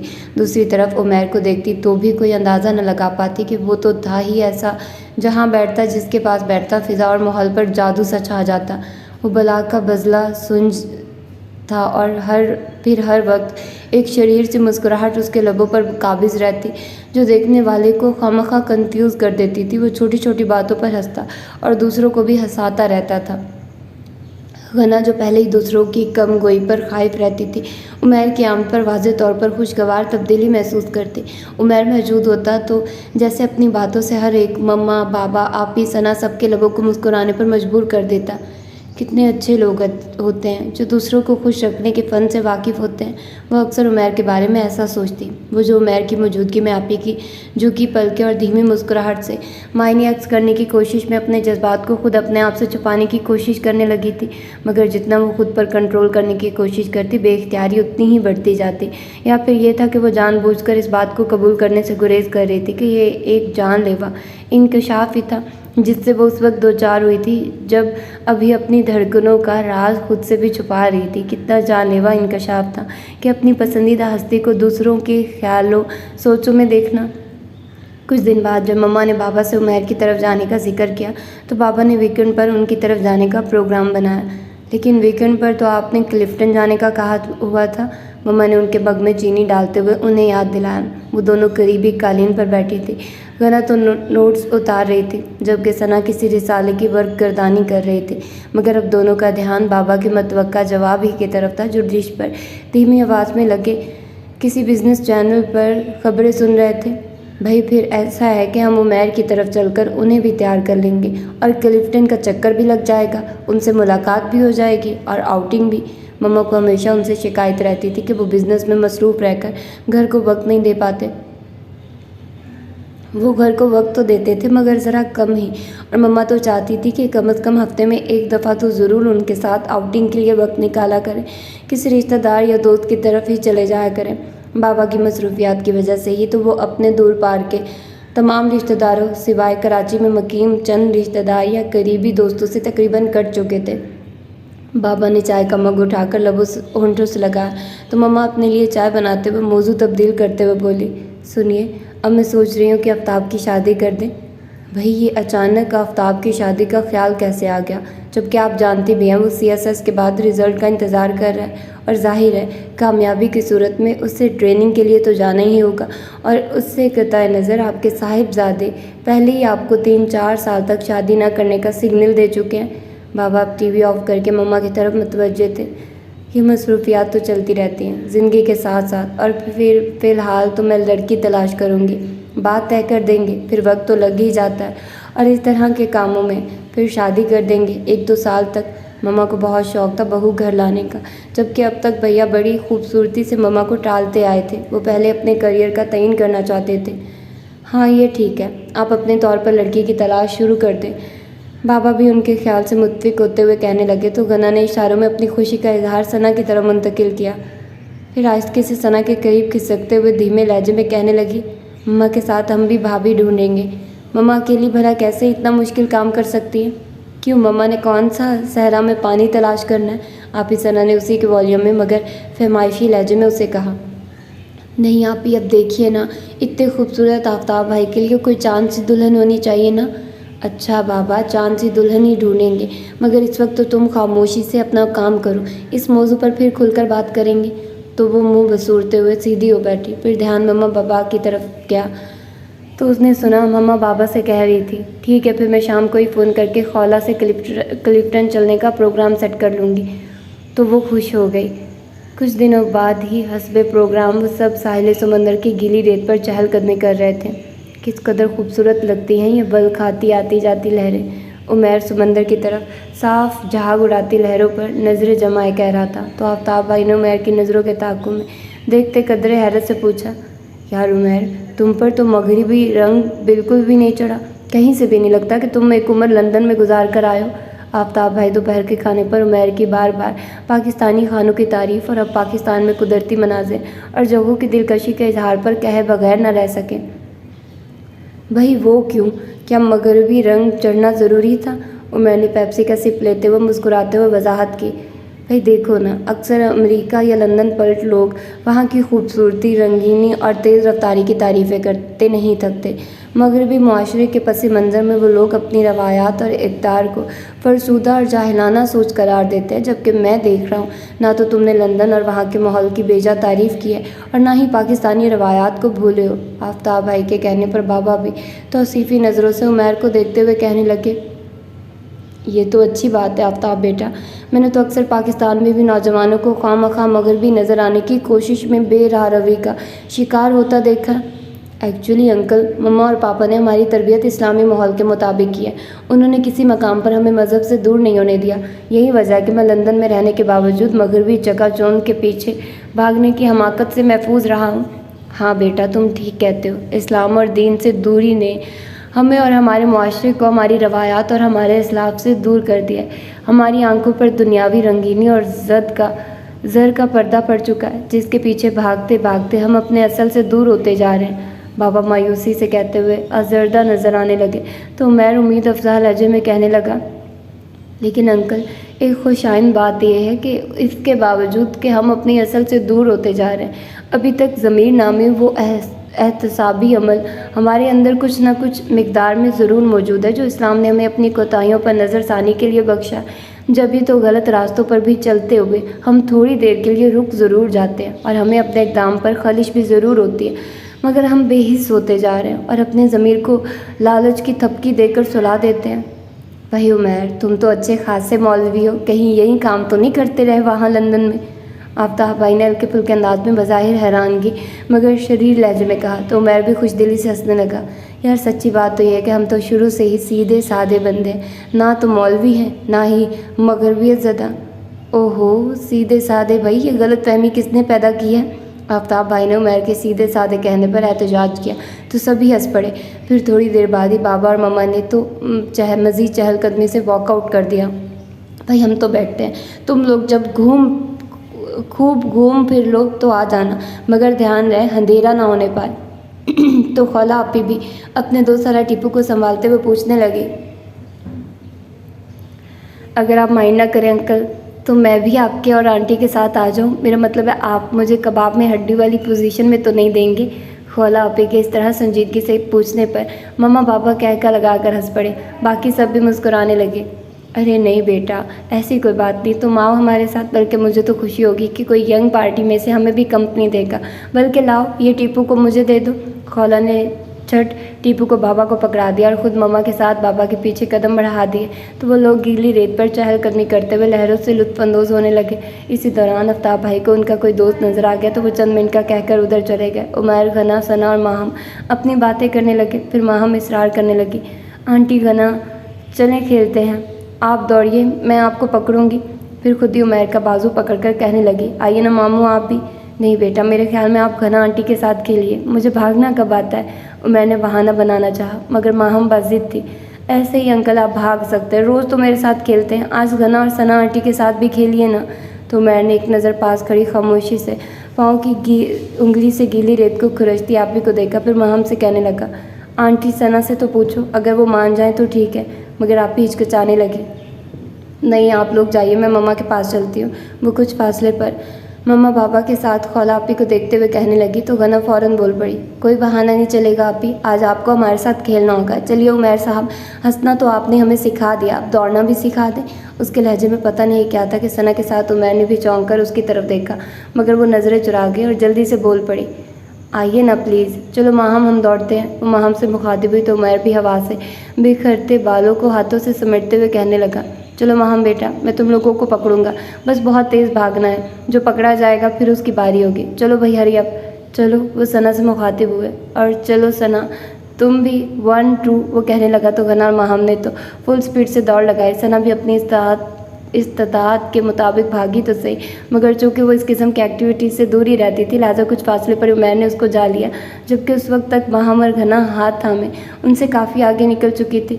घना ने माहम के साथ मुड़कर पीछे देखा। उमैर हंसते हुए सना से कुछ कह रहा था जबकि सना दोनों हाथों से अपने बालों और दुपट्टे को संभाल रही थी। ये मंजर जैसे घना की नज़रों में फोकस हो गया। ऐसी कोई बात तो ना थी, आम सी बात थी। सना को इस तरह कभी दौड़ने का इत्फाक नहीं हुआ था, इसलिए उमैर ने जल्दी उसे पकड़ लिया था और वो अपनी तेज़ रफ्तारी के बायस बहुत आगे निकल गई थी। न जाने की उसकी सोचें पागल होने लगी। हाँ वाकई उमैर, मैं अपने जज्बों समेत बहुत आगे निकल चुकी हूँ। जहाँ तुम खड़े हो उससे बहुत आगे, जहाँ से वापसी मेरे लिए बहुत मुश्किल अमर है। एक उदासी की शदीद लहर उसके दिल से उठे और पूरे वजूद में फैल गई। वो एकदम मुड़ी और माहम का हाथ पकड़कर बोली, आओ माहम, हम आगे चलते हैं। ठहरी आंटी, वो मामू और आंटी सना भी तो आ जाएं। माहम उसके हाथ को खींचते हुए बोली, वो खुद ही आ जाएंगे, आओ हम तो आगे बढ़ जाएं।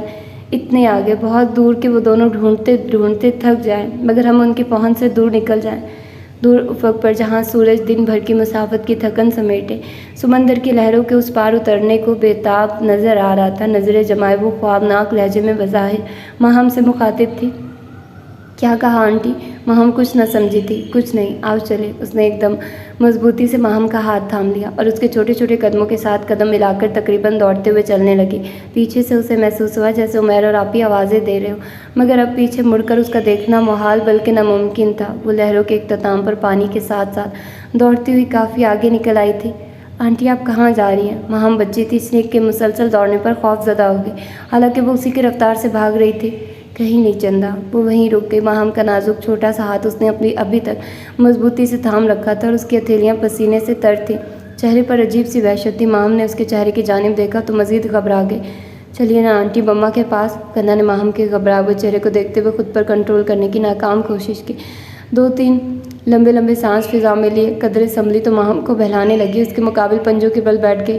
क्या बात है माहा, डर लग रहा है? आंटी आपकी तबीयत तो ठीक है ना? आपकी आंखें क्यों इतनी रेड हो रही हैं? वो छोटी बच्ची थी मगर उसकी बदलती कैफियत को बाखूबी देख रही थी। अपने साथ लगाकर प्यार किया, फिर उसके साथ आहिस्ता आहिस्ता चलते हुए उससे मुतल्लिक छोटी छोटी बातें करने लगी। वो भी बहल गई। अभी थोड़ी देर पहले वाली उसकी कैफियत को भूल गई। बज़ाहिर माहम से बातें करते उसकी सोचें मुसलसल इंतशार का शिकार हो रही थी। उसका दिल चाह रहा था वो यूं ही लहरों के संग बेतहाशा भागती चली जाए कि हर चीज़ उससे पीछे रह जाए, हत्ता के वक्त की गर्दिश और उसके जज्बों की शिद्दत भी। दिल किसी वहशी की मानित तड़कने लगा था और शाम के साए धीरे धीरे उसे अपनी लपेट में ले रहे थे। फिर काफ़ी देर बाद वो माहम का हाथ थामे वापसी के लिए मुड़ी। आपी और उमैर उसी जगह खड़े बातें कर रहे थे। वो करीब आए तो आपी ने उसे फहमाइशी नज़रों से घूरा। ये क्या हमाकत ही घना, इतनी आवाज़ें दी थी तुम्हें और तुम बस यूं ही। आपी पीछे मुड़कर देखने को दिल नहीं चाह रहा था। वो यूं ही नीची निगाहें किए कहती हुई आगे बढ़ गई। घना, आपी ने हैरत तो तशवीश में डूबी आवाज़ में पुकारा मगर वो आगे बढ़ गई। मम्मा बाबा और खौला वापस जाने की तैयारियां कर रहे थे। बस उन्हीं का इंतज़ार था। जब उसके पीछे ही उमैर, सना और फिर आफ्ताब भाई भी आ गए तो वो सब अपनी अपनी गाड़ियों में आ बैठे। सब अपने घर की जानिब में हुए सफ़र थे। घना और आपी दोनों पिछली सीट पर बैठी थी। आफ्ताब भाई उमैर वगैरह के साथ चले गए थे। उन्हें उमैर के साथ किसी दोस्त की तरफ जाना था। घना सीट की पुश्त से टेक लगाए आंखें मूंदे बैठी थी। आज घना का रवैया और खामोशी बड़ी अजीब सी लग रही थी। घना, क्या बात है? गोद में रख के उसके हाथों पर आपी ने आहिस्ता से अपना हाथ रखते हुए नरमी से उसे मुखातिब किया। मम्मा पापा अपनी बातों में मसरूफ़ थे। किसी बात पर दोनों में बहस हो रही थी। कुछ नहीं आपी। घना सीधी होकर बैठ गई। फिर कदरे रुख मोड़कर बाहर देखने लगी। फिर खुद ही अपने और आपी के दरमियान पाई जाने वाली गैर मामूली खामोशी को महसूस करते हुए उनकी तरफ देखा। वो मुज़महिल अंदाज में इज़्तिरारी हालत में होंठ काट रही थी। वो यकीनन उसके रवैये पर परेशान थी। उनकी तशवीश को ज़ाहिर करने के लिए वो कदरे फ्रेश अंदाज में बोली, आपी आप तो ऐसे परेशान हो रही हैं, मुझे भला क्या होना था? फिर घना, वो क्या था? उनकी परेशानी हनूज बरकरार थी। आपी, मेरे सर में दर्द था शायद। अचानक मुझे न जाने क्या हो गया था। आई एम सॉरी आपी। वो मुस्कुराते हुए उन्हें यकीन दिलाने की कोशिश करने लगी। मगर घना, आपी कुछ कहने वाली थी कि घना फ़ौरन बोल पड़ी, बस आपी अब कुछ नहीं, अपना मूड ठीक कर लीजिए। मैं बाबा से जूस पीने की फरमाइश करने लगी हूँ। फिर फ़ौरन बाबा को जूस के लिए कहा और फिर खुशगवार अंदाज पे आपी से बातें करने लगी। पता नहीं आपी उसके लहजे से मुतमईन हुई थी या नहीं। अलबत्ता अब घना उनसे फ्रेश मूड में महवे गुफ्तगू थी और वो भी उसी के अंदाज में बातें कर रही थी। सना आपी ने बाबा की इजाज़त से कंप्यूटर क्लासेस ज्वाइन कर ली थी। अब यूँ होता कि घना कॉलेज से वापस आती तो आपी कंप्यूटर कॉलेज जाने की तैयारी कर रही होती। उफ़ आपी, आप मॉर्निंग की क्लासेस नहीं ले सकती थी? आपको मालूम है मैं कितना बोर होती हूँ घर में अकेली। घना अक्सर झुंझला कर कहती। वही ये खालिसतन मम्मा का मशवरा। दरअसल वो सुबह तुम्हारी घर में गैर मौजूदगी के सबब बोरियत का शिकार और अकेली होती है, इसलिए उन्होंने मुझे सेकंड टाइम में क्लासेस लेने की इजाज़त दी है। आपी ने हैंगर से सूट उतारते हुए कहा। तो घना मुंह बसूरते हुए कहने लगे, मेरा तो किसी को ख्याल ही नहीं। हर कोई अपने फ़ायदे को ही सोचता है। सच्ची कहते हैं लोग कि ये दुनिया किस कदर खुद गर्ज है। उसके संजीदगी से कहे गए फिक्रे पर आप ही हंस पड़ी। फिर चेंज करने के लिए बाथरूम की तरफ जाते हुए कहने लगी, बेवकूफ़ लड़की, ये दुनिया भी तो इन्हीं लोगों से बनी है जो ये कहते हैं। कुछ देर तो वो यूं ही बेड पर टांगे लटकाए बैठी रही। फिर मम्मा के साथ बातें करने की घर से नीचे आ गई कि उस वक्त सोने का बिल्कुल भी मूड नहीं हो रहा था। नीचे आई तो मम्मा लाउंज में बैठी मिल गई। बुआ उनके पास बैठी अपने वक्तों के अपने ससुराली किस्से सुना रही थी। सुगना भी दिलचस्पी से सुनने लगी। बाज़ बातों पर वो हैरान होकर बुआ को टोकती तो बुआ उसे बताती, अरे बेटा हैरान क्यों होती हो, ऐसा ही हुआ करता था हमारे ज़माने में। तो थोड़ी देर बाद आप भी तैयार होकर कॉलेज जाने के लिए नीचे आई तो घना उन्हें देखते ही इश्तियाक से बोली, आप भी इतने मज़े की बातें बता रही हैं बुआ, आज आप भी छुट्टी कर ले। सच बहुत फ़ायदे में रहेंगी, काम आएगी ये बातें ससुराल में जाकर। हाँ, क्या गुर की बातें, जालिम ससुरालियों से नबर्द आजमा होने के लिए। नहीं भाई, तुम ही गौर से सुनो, मैं रात को तुमसे सुन लूँगी। आप ही रुकी नहीं, फ़ौरन निकल गई कि बाहर ड्राइवर गाड़ी में उन्हीं का इंतज़ार कर रहा था। तो घना भी दोबारा बुआ की तरफ मुतवज्जे हो गई। मम्मा भी मुस्कुराते हुए दिलचस्पी से उनके किस्से कहानियाँ सुन रही थी। आफ्ताब भाई का रिज़ल्ट आ गया था CSS में, उनकी चौथी पोजीशन थी और अब उन्हें ट्रेनिंग के लिए जाना था। मम्मा बाबा ने इस खुशी में उनकी ट्रेनिंग ज्वाइन करने से कबल ही घर में छोटी सी तकरीब का एहतमाम किया। आप ही और घना अपनी अपनी फ्रेंड्स को इन्विटेशन कार्ड्स लिख रही थी। अचानक किसी ख्याल से घना चौंक उठी और आप ही से कहने लगी, आप ही यूँ करे कि अपनी तमाम प्यारी प्यारी और अच्छी फ्रेंड्स को इनवाइट कर ले। मेरी फ्रेंड्स में होंगी तब तमाम लड़कियों में से भाई के लिए अच्छी सी लड़की देख लेंगे। बाबा और मम्मा के फ्रेंड्स की फैमिलीज भी इनवाइटेड है, लेकिन ये भी तो हो सकता है कि भाई किसी को पसंद कर चुके हो। आप ही ने कहा तो घना उनकी तरदीद करते हुए कहने लगे, नहीं आप ही, अगर ऐसा होता तो वो ज़रूर बताते मम्मा को। उन्हीं पर इस किस्म की कोई पाबंदी तो नहीं, और हम कौन सा अभी किसी के घर रिश्ता लिए जा रहे हैं, पहले भैया को दिखाएंगे, उनकी मर्ज़ी के बाद ही कुछ करेंगे ना। बस आप इस मकसद के लिए लड़कियों को देखिएगा ज़रूर। आप ही ने कार्ड एक तरफ रखते हुए कहा, लेकिन ये भी तो मुमकिन है कि मम्मा ने भी इसी मकसद के पेश नज़र दावत का एहतमाम किया। वैसे आप ही अगर ऐसा ही है तो कितना अच्छा है, भाभी आ जाएंगी तो कितनी रौनक हो जाएगी घर में। घना खुश होते हुए बोली, क्या हो रहा है भाई, किस किस्म की रौनक की बात हो रही है। आफ्ताब भाई ने अचानक अंदर दाखिल होते हुए उनकी गुफ्तगू में हिस्सा लिया। फिर बुआ को बुलाकर स्क्वाइश लाने को कहा। भैया बस आप अब तैयार हो जाएं, हम आपकी शादी करने वाले हैं। घना खासी एक्साइटेड हो रही थी। अच्छा, वो एकदम सीधे होकर बैठ गए। मेरे ख्याल में कपड़े तो ठीक ठाक हैं, क्या ख्याल है सना? उन्होंने पहले सना की तरफ देखते हुए पूछा और फिर घना की तरफ मुतवज्जे हुए। तो जनाब चलिए चलते हैं, मैं तैयार हूँ। कहाँ भैया? घना ने बौखला कर पूछा। भाई शादी कराने अभी तुम कह रही थी ना, क्या अब इरादा बदल दिया है? توبہ ہے بھیا آپ بھی، وہ جھیم گئے جبکہ آفتاب بھائی کہکا لگا کر ہنس پڑے۔ اس کی بوکھلاہٹ پر آپی بھی بے ساختہ ہنس پڑی۔ تابی بھیا اب تو ماما آپ کی شادی کے لیے خاصی سیریس ہے، ثنا نے سنجیدگی سے کہا۔ نہیں بھائی، ابھی 1-2 سال تک تو آرام کرنے دے مجھے۔ وہ دوبارہ ریلیکس انداز میں بیٹھ گئے۔ آپ کو کوئی لڑکی، میرا مطلب ہے آپ کسی کو پسند تو نہیں کرتے؟ اگر آپ کو کوئی پسند ہے تو ابھی سے بتا دے، پھر مت کہیے گا۔ ہم پرسوں فنکشن میں کوئی لڑکی آپ کے لیے پسند کرنے کی کوشش کریں گے۔ بوا ان کے لیے اسکواش لے آئی تھی۔ ان سے گلاس لیتے ہوئے بھیا چونکے۔ ہائے، یعنی تم دونوں بھی مما کے ساتھ مل گئی ہو؟ وہ مصنوعی حیرت سے بولے۔ پتہ ہے میں نے تو اپنی تمام پیاری پیاری فرینڈز کو انوائٹ کیا ہے، غنا پرجوش ہو کر بتا رہی تھی۔ ایسا ہے کہ وہ پرخیال انداز میں گویا ہوئے۔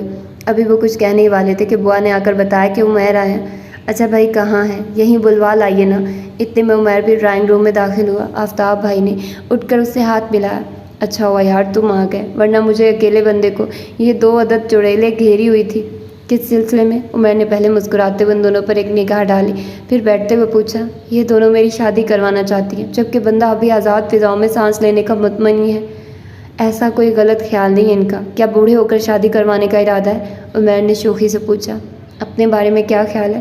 آفتاب نے بھی برجستہ کہا تو عمیر کے ساتھ وہ دونوں بھی مسکرانے لگے۔ پھر عمیر کہنے لگا، ارے یار ہم تو منتظر ہیں کوئی ہمیں اس بارے میں کہے۔ پتہ نہیں میری مما کو میرا خیال کیوں نہیں آتا۔ یار تم ہی مما سے کہو کہ وہ کچھ کریں اس سلسلے میں۔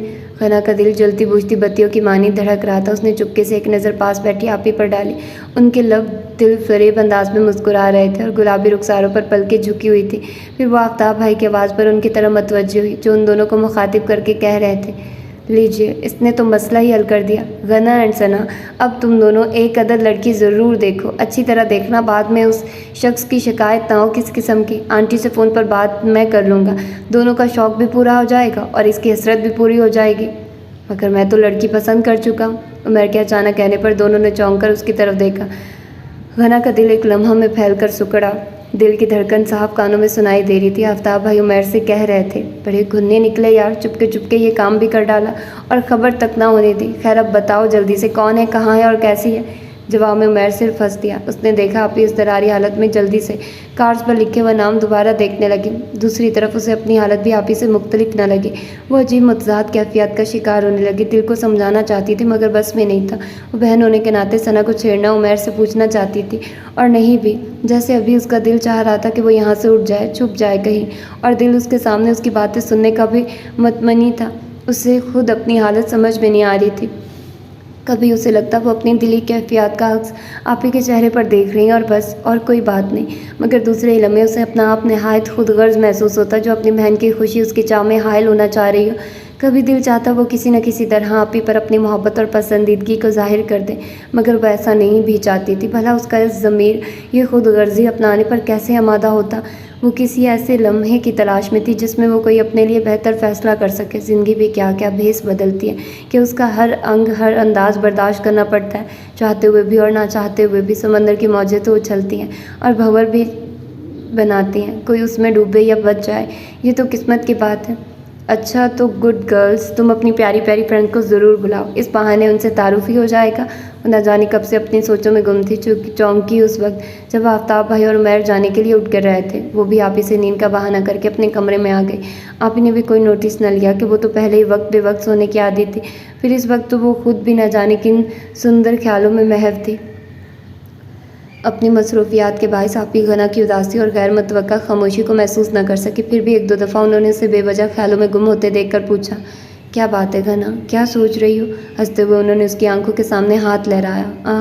کچھ نہیں، ایسے ہی ایگزام قریب آنے اور سوچ رہی ہوں اب پڑھائی کے اوقات مقرر کر ہی لوں، اس نے وضاحت سے جواب دیا، مبادا وہ مزید کھوج میں نہ لگ جائے۔ لیکن پھر بھی وہ کچھ نہ کچھ تو اس میں تبدیلی نوٹ کر رہی تھی، تبھی کہہ رہی تھی، بھائی ہستی بولتی رہا کرو، پتہ ہے یوں خاموش رہتے ہوئے ذرا اچھی نہیں لگتی، ویسے مجھے تو وحشت ہونے لگتی، اتنی عادی ہو چکی ہوں تمہاری باتوں کی۔ وہ بھلا کیسے بتاتی ان کو کہ کیسی اداسیاں اور خاموشیاں اس کے اندر اترتی جا رہی ہیں جو محبت کے نام سے منسوب ہو کر ہجر کے سندیش سے دے رہی ہیں۔ اسے لگتا کسی دن اس کا دل بھی خاموش ہو جائے گا۔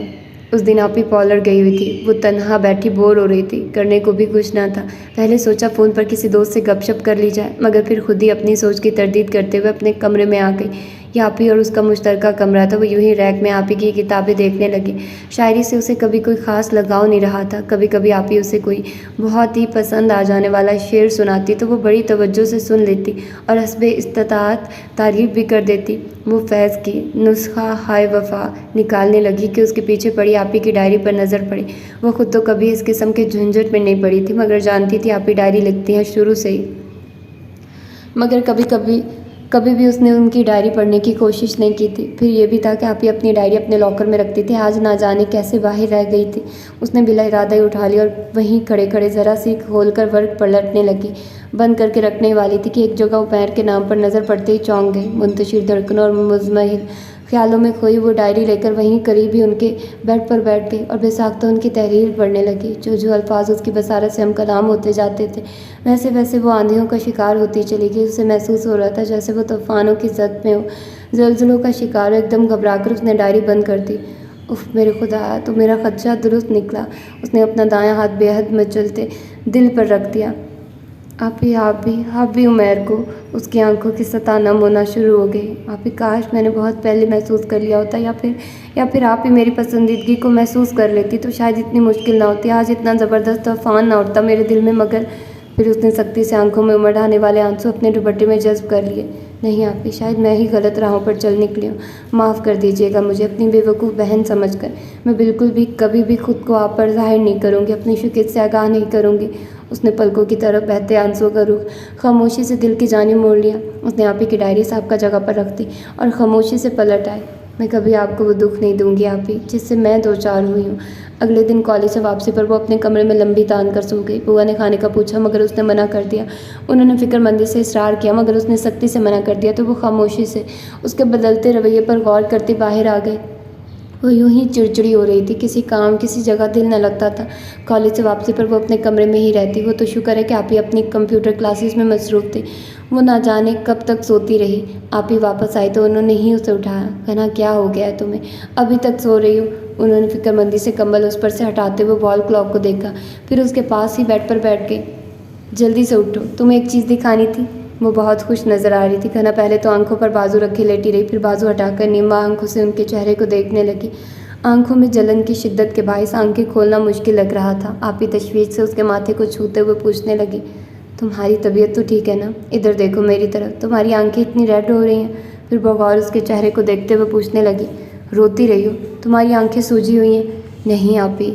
غنا ناچار اٹھ کر بیٹھ گئی اور دونوں ہاتھوں سے بالوں کو سمیٹنے لگی۔ نہیں کیا، کب سے پڑی ہو؟ تمہیں بخار ہو رہا ہے غنا، اور یہ کیا حماقت ہے؟ بوا نے بھی نہیں پوچھا کہاں ہے وہ؟ اٹھ کر بوا کو آواز دینے لگی تو اس نے ان کا ہاتھ پکڑ کر دوبارہ بٹھا دیا۔ رہنے دیجیے آپ ہی، میں نے خود ہی بوا کو منع کر دیا تھا، ابھی چائے کے ساتھ کوئی ٹیبلٹ لوں گی تو ٹھیک ہو جاؤں گی۔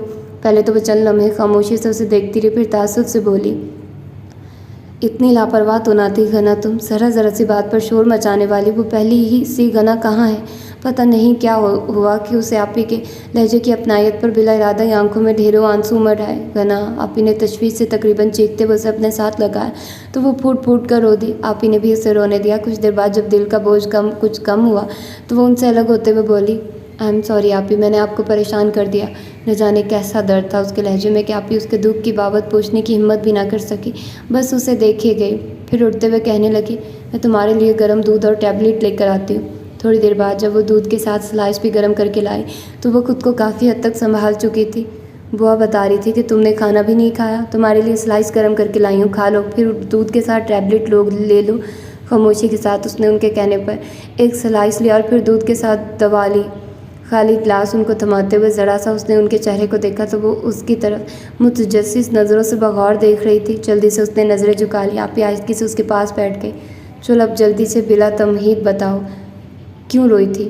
نہیں آپی، میں تو بس، انہوں نے کچھ کہنے سے پہلے ہی روک دیا، صرف وجہ بس یوں ہی، کالج میں بھی میرے سر میں درد تھا، گھر آئے تو کوئی بھی گھر پر موجود نہیں تھا، یوں ہی میرا دل اداس ہو گیا تھا۔ وہ نظریں جھکائے آہستہ سے بتا رہی تھی۔ مبادہ آپی آنکھوں سے دل کی تحریر پڑھ نہ لے۔ جواب میں آپی خاموش رہی تو اس نے ان کی طرف دیکھنے کو چہرہ اٹھایا۔ وہ اس کی جانب دیکھ رہی تھی۔ یوں ہی ان کی کھوجتی نظروں سے بچنے کے لیے اس نے ذرا سا رخ موڑا تو آپی کے بیڈ پر پڑے بوکے پر نگاہ ٹھہر گئی، پھر وضاحت طلب نظروں سے دوبارہ آپی کی جانب دیکھا۔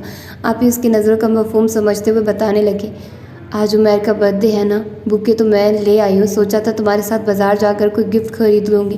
ایک لمحے کو عمیر کے نام پر دل دھڑکا تھا۔ سوری آپی، آفتاب بھائی آتے ہی ہوں گے، آپ ان کے ساتھ جا کر لے آئیے گا۔ تم کچھ نہیں خریدو گی عمیر کے لیے؟ پلیز آپی، میری طرف سے بھی آپ ہی کچھ خرید لیجیے گا۔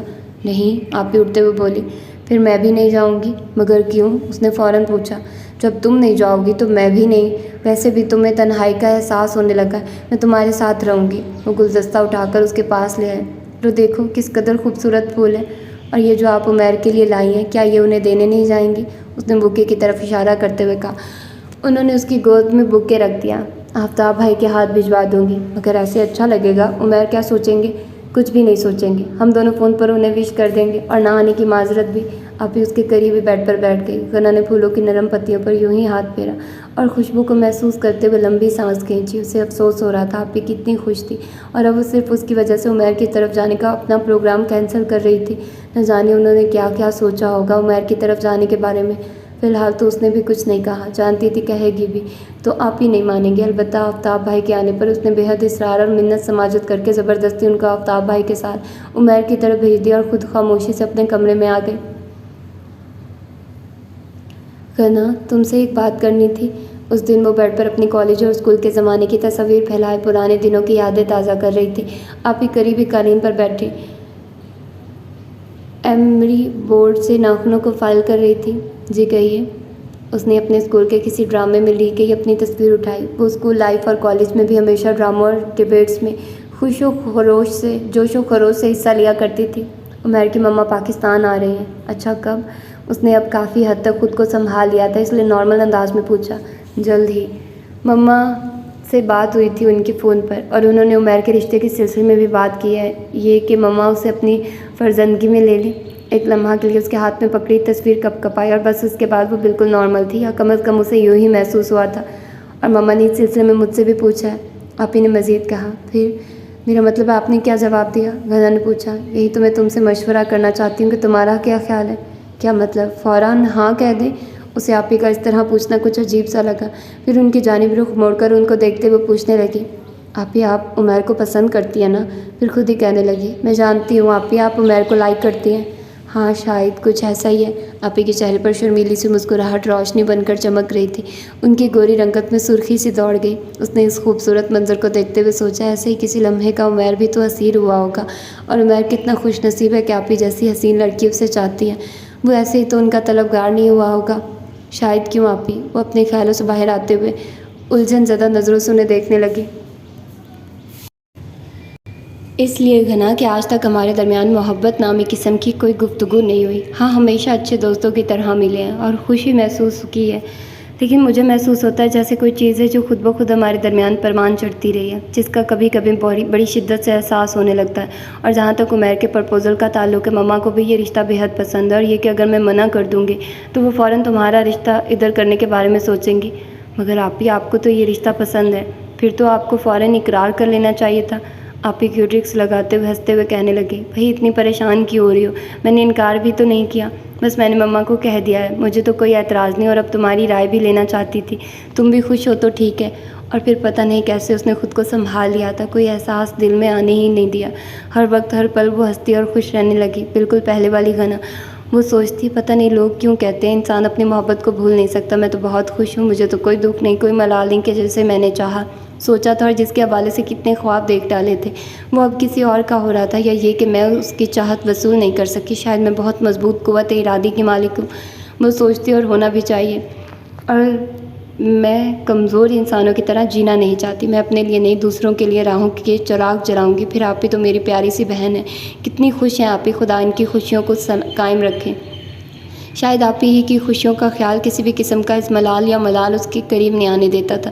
جب بھی کبھی عمیر سے متعلق کوئی خیال یا یاد کے در واہ ہونے لگتے، وہ آپ ہی کے لیے مانگی دعاؤں کے پہرے لگا کر خود کو آسودہ اور مطمئن کرتی، یہاں تک کہ کبھی آنکھوں میں عمیر کا تصور جاگنے لگا تو وہ بے تحاشا ہنستی، عام چھوٹی چھوٹی باتوں پر، اور اتنا ہنستی کہ آنکھوں میں بے ساختہ امڑ آنے والے آنسو میں اس کا تصور دھندلانے لگتا، پھر اس تصور کو بھی آنسو کے سنگ بہا دیتی۔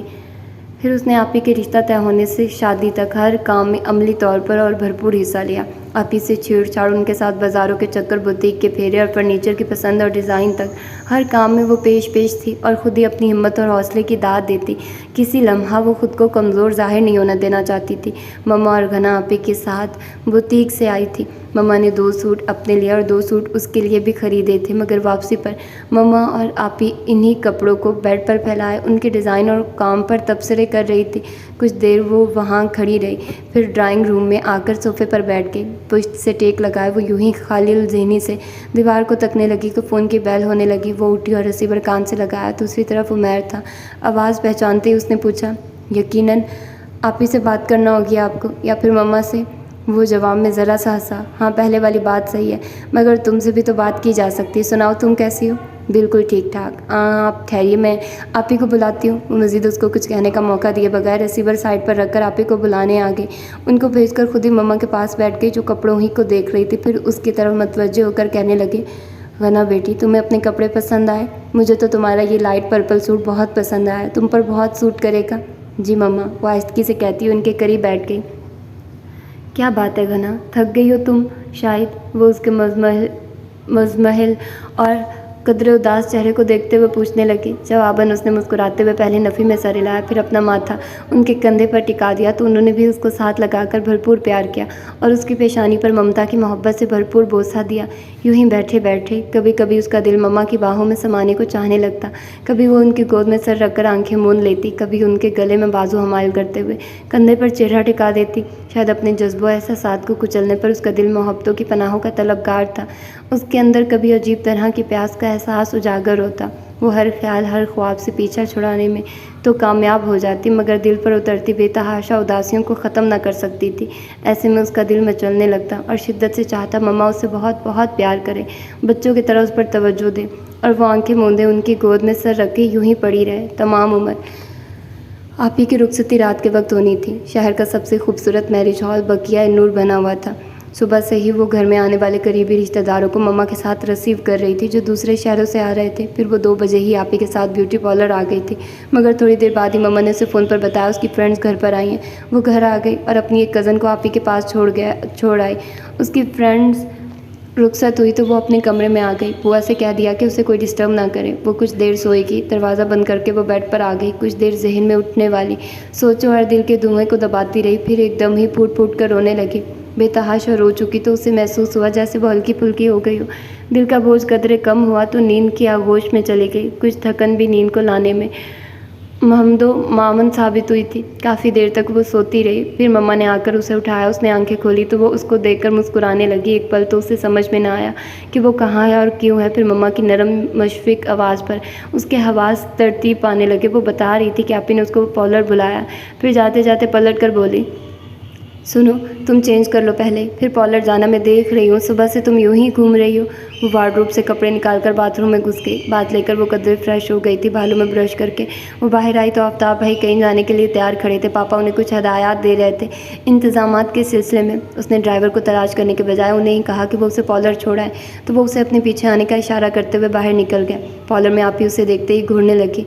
अब अगर तुम मेरे पास से उठी तो मुझसे बुरा कोई नहीं होगा। Okay boss. वो मुस्कुराते हुए उसके पास बैठ गए। फिर मुकर्ररा वक्त पर वो खुद भी तैयार हो गई और दुल्हन बनी आपी को लिए मैरिज हॉल में आ गई। तकरीबन तमाम मेहमान आ चुके थे। आपी मस्टर्ड जर्द दोज़ी के काम से भरे शरारे में किसी नाजुक सी शहजादी से कम नहीं लग रही थी। खूबसूरत तो वो थी ही, मगर आज दुल्हन के रूप में गज़ब ढा रही थी। उसने चुपके चुपके दिल में कितनी ही दुआएं दे डाली और उन्हें उनके फ्रेंड्स और कज़न्स के हवाले करके खुद स्टेज से उतर आए। फिर इसके बाद उनके पास स्टेज पर जाने की उसमें हिम्मत ना हो सकी। बारात की आम, निकाह और दीगर रसूमात की अदायगी तक दांस्ता उसने खुद को अपने फ्रेंड्स और दूसरे मेहमानों से मिलने में मसरूफ़ रखा। रुखसती के वक्त मम्मा, बाबा और आफ्ताब भाई के बाद आपी उसके गले लगी तो दोनों खुद पर काबू न रख सकी। उसे लगा कि वह ज़ब्त की इंतहाई स्टेज पर हो। आपी से मिलने के बाद वो खुद को संभालती हुई कदरे कम रश वाली जगह की तरफ बढ़ आई। पास पड़ी कुर्सी को पकड़कर सीधा करना चाहा तो आंखों में मौजूद धुंध के बायस खुद पर काबू न रख सकी और गिरने वाली थी कि 2 मजबूत हाथों ने उसे बरवक्त थाम लिया। एक लम्हा तो वो समझ ही ना सकी कि हुआ क्या है। फिर चौंक कर उसकी अजनबी की जानिब देखा। शायद आपकी तबीयत ठीक नहीं है। वो अजनबी उसकी आंसू भरी आंखों में झांकते हुए कह रहा था। उसने जल्दी से पलकें झपका दी तो कितने ही आंसू आंखों में से फिसल कर चेहरे पर फैल गए। मैं बिल्कुल ठीक हूँ। वो अपने आंसू हाथ की पूंछ से साफ करते हुए जल्दी से बोली तो वो उसकी बात नज़रअंदाज करते हुए पास पड़ी कुर्सी को सीधा करने लगा। फिर कंधों से थाम कर उसको बिठाया और बैरे को बुलाकर पानी मंगवा कर उसकी तरफ बढ़ाया तो वो भी खामोशी से लेकर पीने लगी। Thank you. क्लास वापस करते हुए उसने ज़रा सा चेहरा उठाकर उसकी तरफ देखा। पता नहीं वो कौन था, उसका कोई रिश्तेदार या फिर बाबा के किसी दोस्त का बेटा या फिर भैया का दोस्त भी तो हो सकता है। घर वापस आकर उसने नींद की 2 गोलियां ली और कंबल ओढ़कर गिर गई। उसे नहीं मालूम कौन क्या कर रहा और कौन कौन जा रहा है। वो सोई रही और अगले दिन शाम को ही उठी। पता नहीं उसे किसी ने उठाया था और वो उठी नहीं थी या किसी ने ज़हमत ही नहीं की उसे जगाने की। इसके बाद उसे न जाने क्या हुआ था, खुद उसे समझ में ना आता था। वो जो खुद को बहुत मजबूत और बहादुर समझती थी, जानती थी कि वो खुद पर काबू रख सकती है, अपनी मर्ज़ी से अपने जज्बात को कुचल सकती है। खुद पर उसे बहुत एतमाद था और इसी एतमाद और हौसले की बुनियाद पर अब तक वो खुद को नॉर्मल पोज करती रही थी। मगर इसके बाद जो महशर उसके अंदर बरपा हुआ वो उसे कोई नाम नहीं दे सकती थी। अंदर बाहर वो बौखलाई फिरती जैसे कुछ खो चुकी है। न जाने क्या हुआ था, आंखों से नींद यूँ उड़ गई थी कि वो हैरत से खुद अपने बारे में ही सोचे चली जाती। खाने के टेबल पर बैठती तो पहला नवाला ही हलक में अटकने लगता। वो उठकर अंदर चली जाती या फिर यूँ ही बैठी चम्मच प्लेट से खेलती रहती। मम्मा टोकती तो बगैर खाए पिए उठ जाती। पहले तो मम्मा भी उसकी कैफियत और खामोशी को आपी की जुदाई पर महमूल करती रही। फिर उसकी कैफियत हनूस बरकरार रही तो वो भी परेशान हो उठी। फ़ौरन अपने फैमिली डॉक्टर के पास ले गई ज़बरदस्ती। डॉक्टर एहसान ने सुकून आवर अद्वियात लिख दी और बताया कि उसे आराम और सुकून की ज़रूरत है। फिर वो उसको काफ़ी देर समझाते रहे और कुछ भी सोचने को सख्ती से मना किया। वो भी उससे वजह पूछते रहे मगर वो कोई वाज़ेह जवाब न दे सकी और ना ही मुतमईन कर सकी थी। न जाने कैसा एहसास था कि दिल के खालीपन का एहसास शिद्दत इख्तियार कर गया था, जैसे वो बिल्कुल तही धामा हो गई हो। दिल ज़दो रंज है, आँख हैरान है, ये कैसा मलाल है, ये कैसी दिल शिकस्तगी है। बात तो सिर्फ इतनी सी है कि उसे खोया है जो कभी मेरा ना था। ज़िंदगी जैसे एक बोझ बनकर रह गई थी। रात को वो स्लीपिंग पिल्स लेकर सोती, सुबह उठती तो एक लम्हा को तो वो हैरत और दहशत जैसी कैफियत में समझ ही ना पाती कि वो कहाँ है और क्यों है। हालांकि वो होती तो वहीं पहले वाले अपने घर में थी, अपने ही बेडरूम में। वो तो शुक्र था कि आपकी शादी के चंद दिन बाद ही उमर के साथ लंदन चली गई थी, वरना वो न जाने उसकी इस हालत से क्या मायने अक्स करती। फिर उसने थक हार कर खुद को दीगर कामों में मसरूफ़ रखना शुरू कर दिया। किचन में बुआ के साथ चूल्हे के सामने खड़ी रहती। उनसे उसने कितनी ही नई नई डिशेस बनाना सीखी थी। माली पापा के साथ पौधों की काट छांट करती रहती या फिर किताबों में सर घुसेड़े रखते। मम्मा भी उसका दिल बहल जाने की सूरत में ज़्यादा टोकती या रोकती ना थी किसी काम से। फिर मम्मा ने आफ्ताब भाई के लिए एक लड़की पसंद कर ली। पापा के दोस्त की बेटी थी, मास्टर्स कर रही थी और वो जो इतना सोचती थी कि भैया के लिए लड़कियां देखेगी। मम्मा साथ चलने को कहती तो इनकार कर देती। अगर कभी वो इसरार करती और साथ ले जाती तो वो खामोश बैठी रहती वहाँ पर भी। फिर ब्याह कर घर में भाभी आ गई तो कदर रौनक होगी। उमर ने वहीं लंदन में जॉब कर ली थी, आप ही प्रेग्नेंट थी और डॉक्टर ने उन्हें सफ़र से मना कर दिया था। वैसे भी उमर के जॉब की वजह से छुट्टियां मिलना मुश्किल थी, वो शादी पर नहीं आ सकी थी। आप ही का फ़ोन भी आता तो वो ज़्यादातर उन्हीं को ही सुनती रहती, खुद खामोश ही रहती। भाभी की आदत अच्छी थी, वो जल्दी उनसे घुल मिल गई। घना से तो उनकी अच्छी खासी दोस्ती हो गई थी। उसके लिए 1-2 प्रपोज़ल आए तो मम्मा ने उससे बात की, मगर उसने ये कहकर इनकार कर दिया कि फ़िलहाल वो मज़ीद पढ़ना चाहती है। और फिर वो इस तरह अपने बारे में सोचती अपनी शादी के हवाले से तो अजीब वहशत सी होती। उफ, ज़िंदगी इतनी तल्ख हो जाएगी, इसका अंदाज़ा उसे कब था भला कि वो अपनी ही ज़िंदगी से फ़रार के बहाने तलाश करने लगेगी। वो भाभी के साथ लाउंज में बैठी थी। भाभी उसे यूनिवर्सिटी का कोई किस्सा सुना रही थी। वो पूरे नमाज से उनकी तरफ मतवज्जह थी और उनकी किसी बात पर खिलखिलाकर हंस रही थी। उसी वक्त आफ्ताब भाई अंदर दाखिल हुए। आओ आओ हैदर। भैया के साथ किसी अजनबी को देखकर वो एकदम खामोश हो गए और फिर खड़ी हो गई। भैया भाभी के करीब खड़े होकर उनका तारुफ करवा रहे थे। ये तुम्हारी भाभी हैं हैदर, और ये मेरा दोस्त हैदर है, मुल्तान में होता है। पहले सना की शादी पर एक दफ़ा आया था, मगर हमारी शादी पर ये आ नहीं सका था किसी मजबूरी की वजह से। अब ये इधर कराची में ही शिफ्ट हो गया है। उसने देखा हैदर ने ज़र को ज़रा सा खम देकर भाभी को सलाम किया था। ओह, ये तो वही है जिन्होंने आप ही की शादी वाले दिन मुझे गिरने से बचाया था और पानी भी पिलाया था। उसे फ़ौरन याद आ गया। उन्हें देखते फिर भैया उनकी जानिब रुख मोड़कर बोले, और हैदर ये हमारी गुड़िया सी बहन गना ज़ियाद अहमद। उसने मुस्कुराते हुए सलाम किया तो वह जवाब देते हुए भैया के इशारे पर उनके करीबी सोफ़े पर बैठ गए। फिर वो बुआ को चाय का कहकर अपने कमरे में आ गई। थोड़ी देर बाद वो किचन में आई तो बुआ चाय के साथ स्नैक रखे ट्रॉली तैयार कर चुकी थी। पहले तो उसने सोचा बुआ ही को भेज दे, मगर फिर खुद ही ट्रॉली धकेलती लाउंज में आ गई। بھابھی فون سن رہی تھی قدرے فاصلے پر اور بھیا حیدر سے باتیں کر رہے تھے۔ وہ خاموشی سے چائے بنانے لگی۔ پھر بھابھی نے بھیا کو بلا لیا تو بھیا بھی اٹھ گئے۔ ایکسکیوز می یار، میں ابھی آیا۔ غالباً بھابھی کے میکے سے فون آیا تھا اور ان کی امی نے آفتاب بھائی کو بلایا تھا۔ وہ چائے بنا رہی تھی اور حیدر خاموشی سے اسے چائے بناتے دیکھ رہے تھے۔ چائے بنا کر کپ ان کی جانب بڑھایا تو وہ کپ اس کے ہاتھ سے لیتے ہوئے بولے، ایک بات کہوں، اگر آپ مائنڈ نہیں کریں تو۔ اس نے وضاحت طلب نظروں سے ان کی طرف دیکھا تو وہ مزید کہنے لگے، غنا آپ کے ہاتھ بہت خوبصورت ہیں۔ انہوں نے اس کے ہاتھ کو دیکھتے ہوئے کہا تو اس نے جھم کر ٹرالی کی سائڈ پر رکھا اپنا ہاتھ جلدی سے بلا ارادہ ہی اپنی گود میں چھپا لیا تو وہ بھی بے ساختہ مسکرا دی۔ ان کی مسکراہٹ پر وہ مزید جھم گئی اور اپنا کپ اٹھا کر ذرا فاصلے پر رکھے کوشن پر بیٹھ گئی کہ مہمان کو یوں اکیلا چھوڑ کر اٹھ جانا اسے اچھا نہیں لگا۔ پھر پہلے بھیا آ گیا اور تھوڑی دیر بعد بھابھی بھی، تو اس نے ان کے لیے چائے بنائی۔ پھر حیدر جب بھی ان کے گھر آتے وہ کوشش کرتی کمی ان کے سامنے جائے۔ ان کی شوخ معنی خیز نگاہیں کچھ پیغام دیتی محسوس ہوتی۔ وہ گھبرا جاتی، مگر جس کا ڈر تھا وہی ہوا، یعنی حیدر کی امی باقاعدہ اس کے لیے پیام لے کر آ گئی۔ وہ بھی اسے بڑے والہانہ انداز میں ملتی، ڈھیروں پیار کرتی۔ وہ تھی ہی بہت گریسفل اور محبت کرنے والی خاتون۔ آفتاب بھائی کے تو حیدر دوست تھے، مگر مما بابا اور بھابھی سبھی اس رشتے کے حامی تھے۔ پہلے تو وہ مسلسل دامن بچاتی رہی، مگر پھر سب کی خوشی اور اصرار کو محسوس کرتے ہوئے اس نے بھی ہاں کر دی، کیونکہ مما اس کے انکار کی وجہ سے کافی افسردہ تھی۔ وہ حیدر جیسے خوبصورت، اسمارٹ اور ذہین لڑکے کو اپنا داماد بنانا چاہتی تھی اور وہ خود بھی خاصی حقیقت پسند تھی۔ کہیں نہ کہیں تو اسے شادی کرنی ہی تھی۔ مما بابا ساری عمر تو اسے بٹھا ہی نہیں رکھ سکتے تھے، تو خواہ مخواہ دوسروں کو دکھ دینے سے فائدہ، اتنا پریشان کر چکی تھی وہیں کافی تھا۔ یہ تو اپنے اپنے مقدروں کی بات ہوتی ہے، گو کہ مقدر کا یہ دکھ اسے کسی پر چین نہیں لینے دیتا تھا۔ پتہ نہیں کیا تھا اس تعلق، اس رشتہ میں جو صرف یک طرفہ تھا، جو محبت کی طلب اور محبوب کی رضامندی اور پیش رفت سے بے نیاز اس کے دل میں اترتا چلا گیا تھا اور گہرا ہوتا چلا گیا تھا اور اس کی زندگی پر چھا گیا تھا۔ نہ جانے محبت اندھی کیوں ہوتی ہے کہ نفع و نقصان دید و طلب سے بے نیاز اپنی جڑیں دل میں پھیلا کر دل کو روگی بنا دیتی ہے۔ اس نے کہیں پڑھا تھا کہ یہ زندگی کا سب سے بڑا المیہ ہے کہ جس کو ہم چاہتے ہیں وہ ہمیں نہیں ملتا، اور جو ہمارا نہیں ہوتا وہ ہمیں مل جاتا ہے۔ حیدر کے بارے میں اس نے کبھی اس طرح نہیں سوچا تھا، بلکہ اس کی آنکھوں کی چمک اور جذبوں کی شدت سے ہمیشہ فرار چاہا تھا، شاید اس لیے کہ وہ دل کو پہلے ہی کسی کی محبت اور اس کے تصورات سے بھر چکی تھی، اور اس کے بعد کسی دوسرے کی محبت بھری نرم نگاہ بھی تیر بن کے دل میں پیوست ہوتی تھی۔ تیرے جہان میں ایسا نہیں کہ پیار نہ ہو، جہاں امید ہو اس کی وہاں نہیں ملتا۔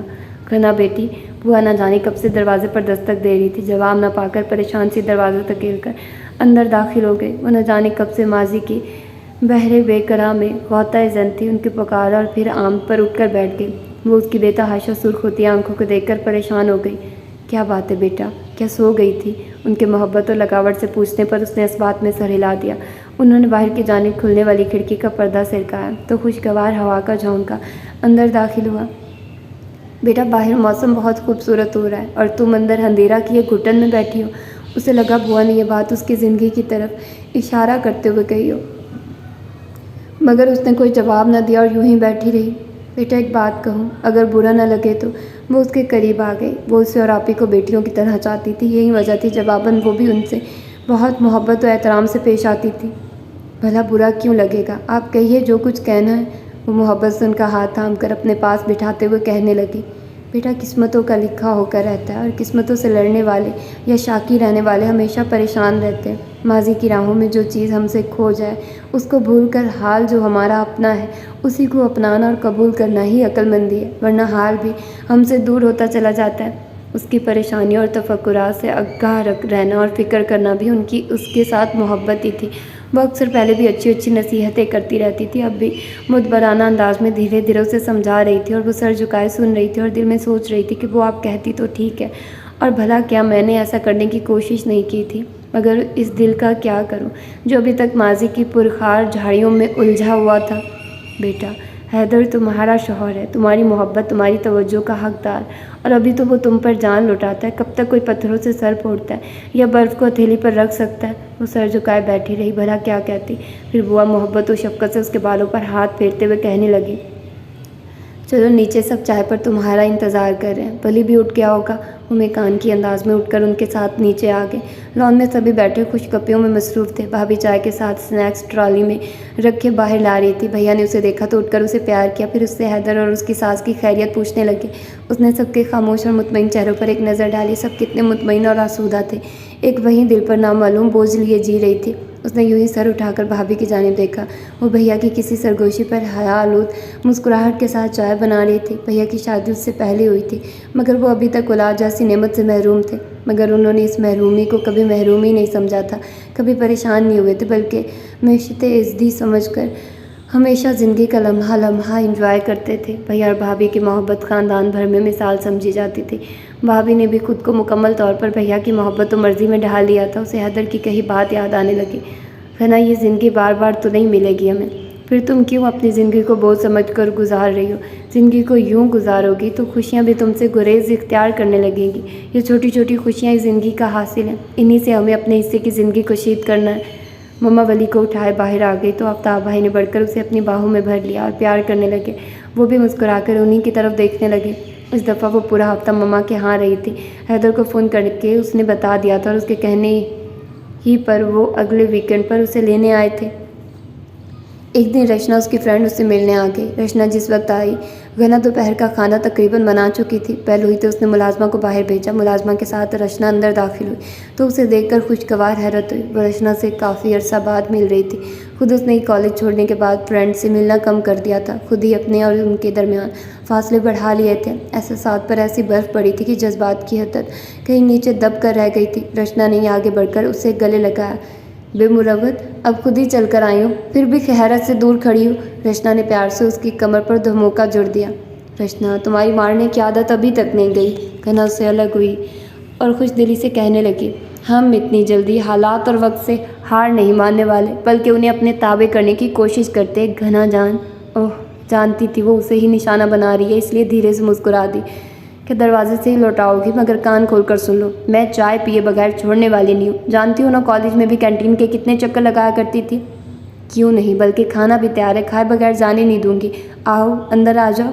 वो उसे साथ लेकर अपने बेडरूम में ही आ गए तो रचना बेतकल्फ़ी से पर्स एक जानिब फेंकते हुए उसके बेड पर धम से बैठ गए। फिर बेड की साइड टेबल पर हैदर की खूबसूरत पोर्ट्रेट पर नज़र पड़ते ही पूछने लगे, हमारे जीजा जी के क्या हाल चाल हैं? घना उसके सवाल पर हंसते हुए कहने लगी, बिल्कुल ठीक ठाक, बल्कि A1। कुछ ज़्यादा ही एतमाद कर रही हो उन पर? वो बगौर उसकी तरफ देखते हुए कहने लगी तो घना बेडशीट दुरुस्त करते हुए कुछ ना समझते हुए उसकी तरफ देखते हुए पूछने लगी, क्या मतलब? भाई मेरा मतलब यह है कि एक मिनट प्लीज़। वली के रोने की आवाज़ पर रचना भी खामोश हो गई तो घना कहते हुए उठी, वली को कार्ट में उठाकर आया के हवाले किया और खुद फ्रिज से रचना के लिए कोल्ड ड्रिंक्स निकाल कर लाई। तुम्हारी अम्मी, मेरा मतलब है सास घर पर नहीं है क्या? घर में गैर मामूली खामोशी को महसूस करते हुए रचना ने पूछा तो उसने बताया, उनकी बहन का हार्ट बाईपास हुआ है और वो उनके पास पिंडी गई है। मगर ये तुम क्यों तफ्शीश कर रही हो? कोल्ड ड्रिंक उसे पकड़वाते हुए घना ने पूछा, मगर वो उसके हाथ से गिलास लेकर खामोशी से पीने लगी। फिर इधर उधर की हल्की फुल्की बातों के दौरान घना ने सोचा खाना खा लिया जाए। और तुम्हारे हैदर साहब, क्या उनका इंतज़ार नहीं करोगी? रचना के पूछने पर वो बताने लगी, नहीं, वो इस वक्त खाना बाहर ही खाते हैं, ऑफिस में बिज़ी हैं, आज कल रात के खाने पर ही आते हैं। जवाबन उसने कंधे उचकाए। ठीक है, फिर लगाओ खाना। और फिर खाना खाने के दौरान भी वो अपने पिछले स्कूल और कॉलेज टाइम को दोहराती रही। खाने से फारिग होकर वो कमरे में आ गई। चाय भी बन गई थी। इस दौरान घना मगों में डालकर अंदर ही ले आई और एक मग रचना को थमा कर खुद उसके पास ही बेड पर बैठ गई। कदर तवक्कुफ से रचना उससे कहने लगी, घना, तुम हैदर के मामले में इतनी लापरवाह क्यों हो रही हो? क्या मतलब? कुछ ना समझते हुए उसने उसकी जानिब देखा तो वो बिला तमहीद कहने लगी, तुम जानती तो हो कि मेरा देवर हैदर के ऑफिस में काम करता है। उसी के ज़रिए आजकल ये सुनने में आ रहा है कि उनके ऑफिस की नई सेक्रेटरी उन पर अपनी अदाओं के जाल फेंकने की कोशिशों में है। और मैं इसलिए तुम्हें मतला कर रही हूँ कि इससे पहले कि सेक्रेटरी का जादू चल जाए और पानी सर से गुजर जाए, तुम उन्हें इस पानी में डूबने से बचा लो। ये ना हो कि बेखबरी में मारी जाओ। उसने उलझन ज़दा और कदरे मायूसाना नज़रों से रचना की तरफ देखा। एक अज़मलाल की तय उसके दिल में करवटें बदलने लगी। तो क्या हैदर किसी और की तरफ मबजूल हो जाएंगे मेरी बेनियाजी और बेतुजी की बिना पर, मेरे सर्द और खोखले जज्बों की वजह से? फिर रचना तो चली गई कुछ देर बाद, मगर फ़िक्र व तरद्दुद की एक सोच उसमें बेदार हो चुकी थी जो उसके सर्द जज्बात में हलचल मचा रही थी।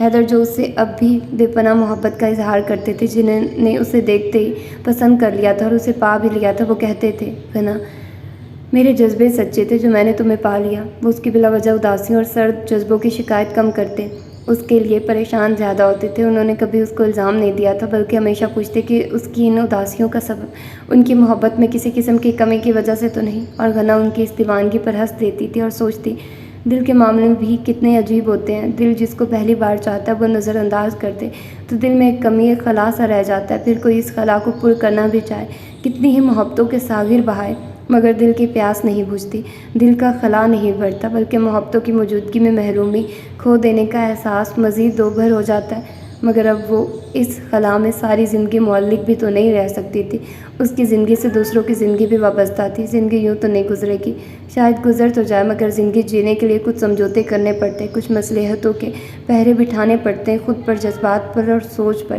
حیدر اس سے محبت کرنے کا دعویٰ کرنے والے اس کے لائف پارٹنر تھے، توجہ دینے والے شوہر تو کیا، وہ انہیں مایوس کر دے گی، انہیں کھو دے گی، محبت کی محرومی بخش دے گی انہیں کہ وہ اب کسی اور کی اداؤں میں پناہ لینے پر مجبور ہو جائیں گے۔ نہیں، ایسا نہیں ہو سکتا۔ اس کے سارے وجود میں بے چینی دوڑ گئی اور اسے آج محسوس ہوا کہ عمیر سے کی گئی محبت سے تو وہ بنا کہے بلا شکوہ کیے دستبردار ہونے کو تیار ہو گئی تھی، مگر حیدر کی محبت کو کھونے کا حوصلہ اس میں قطعی نہیں تھا۔ وہ ان کی محبت کی بلا شرکت غیر مالک تھی اور فخر کر سکتی تھی خود پر، اور ان کی محبت کے بدلے میں محبت دینے کی حقدار بھی تھی۔ شاید انہیں سوچوں کا نتیجہ تھا کہ کتنے عرصے بعد وہ اس شام حیدر کی آفس سے واپسی سے قبل قد آدم آئینے کے سامنے خود پر ایک ناقدانہ نگاہ دوہرا رہی تھی۔ شکن آلود لباس، گو کے بال بکھرے ہوئے تو نہ تھے، مگر سنوارے ہوئے بھی نہیں تھے، پھر رونق سا جذبات سے عاری چہرہ، اور پھر اس نے خود کو صرف اور صرف حیدر کی خاطر تیار کرنے کا سوچا۔ وارڈروب کے سامنے کھڑی ہو کر وہ اپنے کپڑوں کو دیکھنے لگی کہ کون سا سوٹ نکالے، پھر اپنی ڈارک بلو جارجٹ کی ساڑی نکالی۔ چینج کرنے کے بعد اس نے ہلکا سا میک اپ کیا، خوبصورت تو تھی ہی، ذرا سی توجہ سے اس کا حسن دو آتشہ ہو گیا۔ بالوں کو اس نے کھلا چھوڑ دیا اور حیدر کا انتظار کرنے لگے۔ آج بار بار اس کی نگاہیں وال کلاک سے ہو کر دروازے تک جا رہی تھی۔ تھوڑی ہی دیر بعد حیدر کی گاڑی کا ہارن سنائی دیا، پھر چوکیدار کے گیٹ کھولنے کی آواز آئی۔ وہ آہستہ سے چلتی ہوئی لاؤنج سے نکل کر بیرونی دروازے میں آ گئے۔ حیدر لان عبور کر کے برآمدے کی سیڑھیوں پر قدم رکھنے ہی والے تھے، سامنے اس کو اس روپ میں دیکھتے ہی ٹھٹک کر رک گئے۔ چند لمحے وہ یوں ہی پلکیں جھپکائے بغیر حیرت سے دیکھتے رہے، وہ بھی خاموشی سے کھڑی ساڑی کا پلو تھامے۔ دل ہی دل میں نادم تھی کہ اب تک اپنے فرائض کو بھول کر انہیں اگنور کرتی آئی تھی، پھر ذرا ہمت کر کے بولی ایسے کیا حیرت سے دیکھ رہے ہیں؟ وہ چونک کے اور ایک ہی جذب میں تینوں سیڑھیاں پھلانگ کر اس کے مقابل آ کھڑے ہوئے۔ کیا میں واقعی اپنے گھر میں ہوں یا غلطی سے کسی اور گھر میں تو نہیں گھس آیا؟ وہ ہنوز حیرت زدہ تھی، مگر آنکھوں سے تعریف و ستائش بڑی واضح تھی۔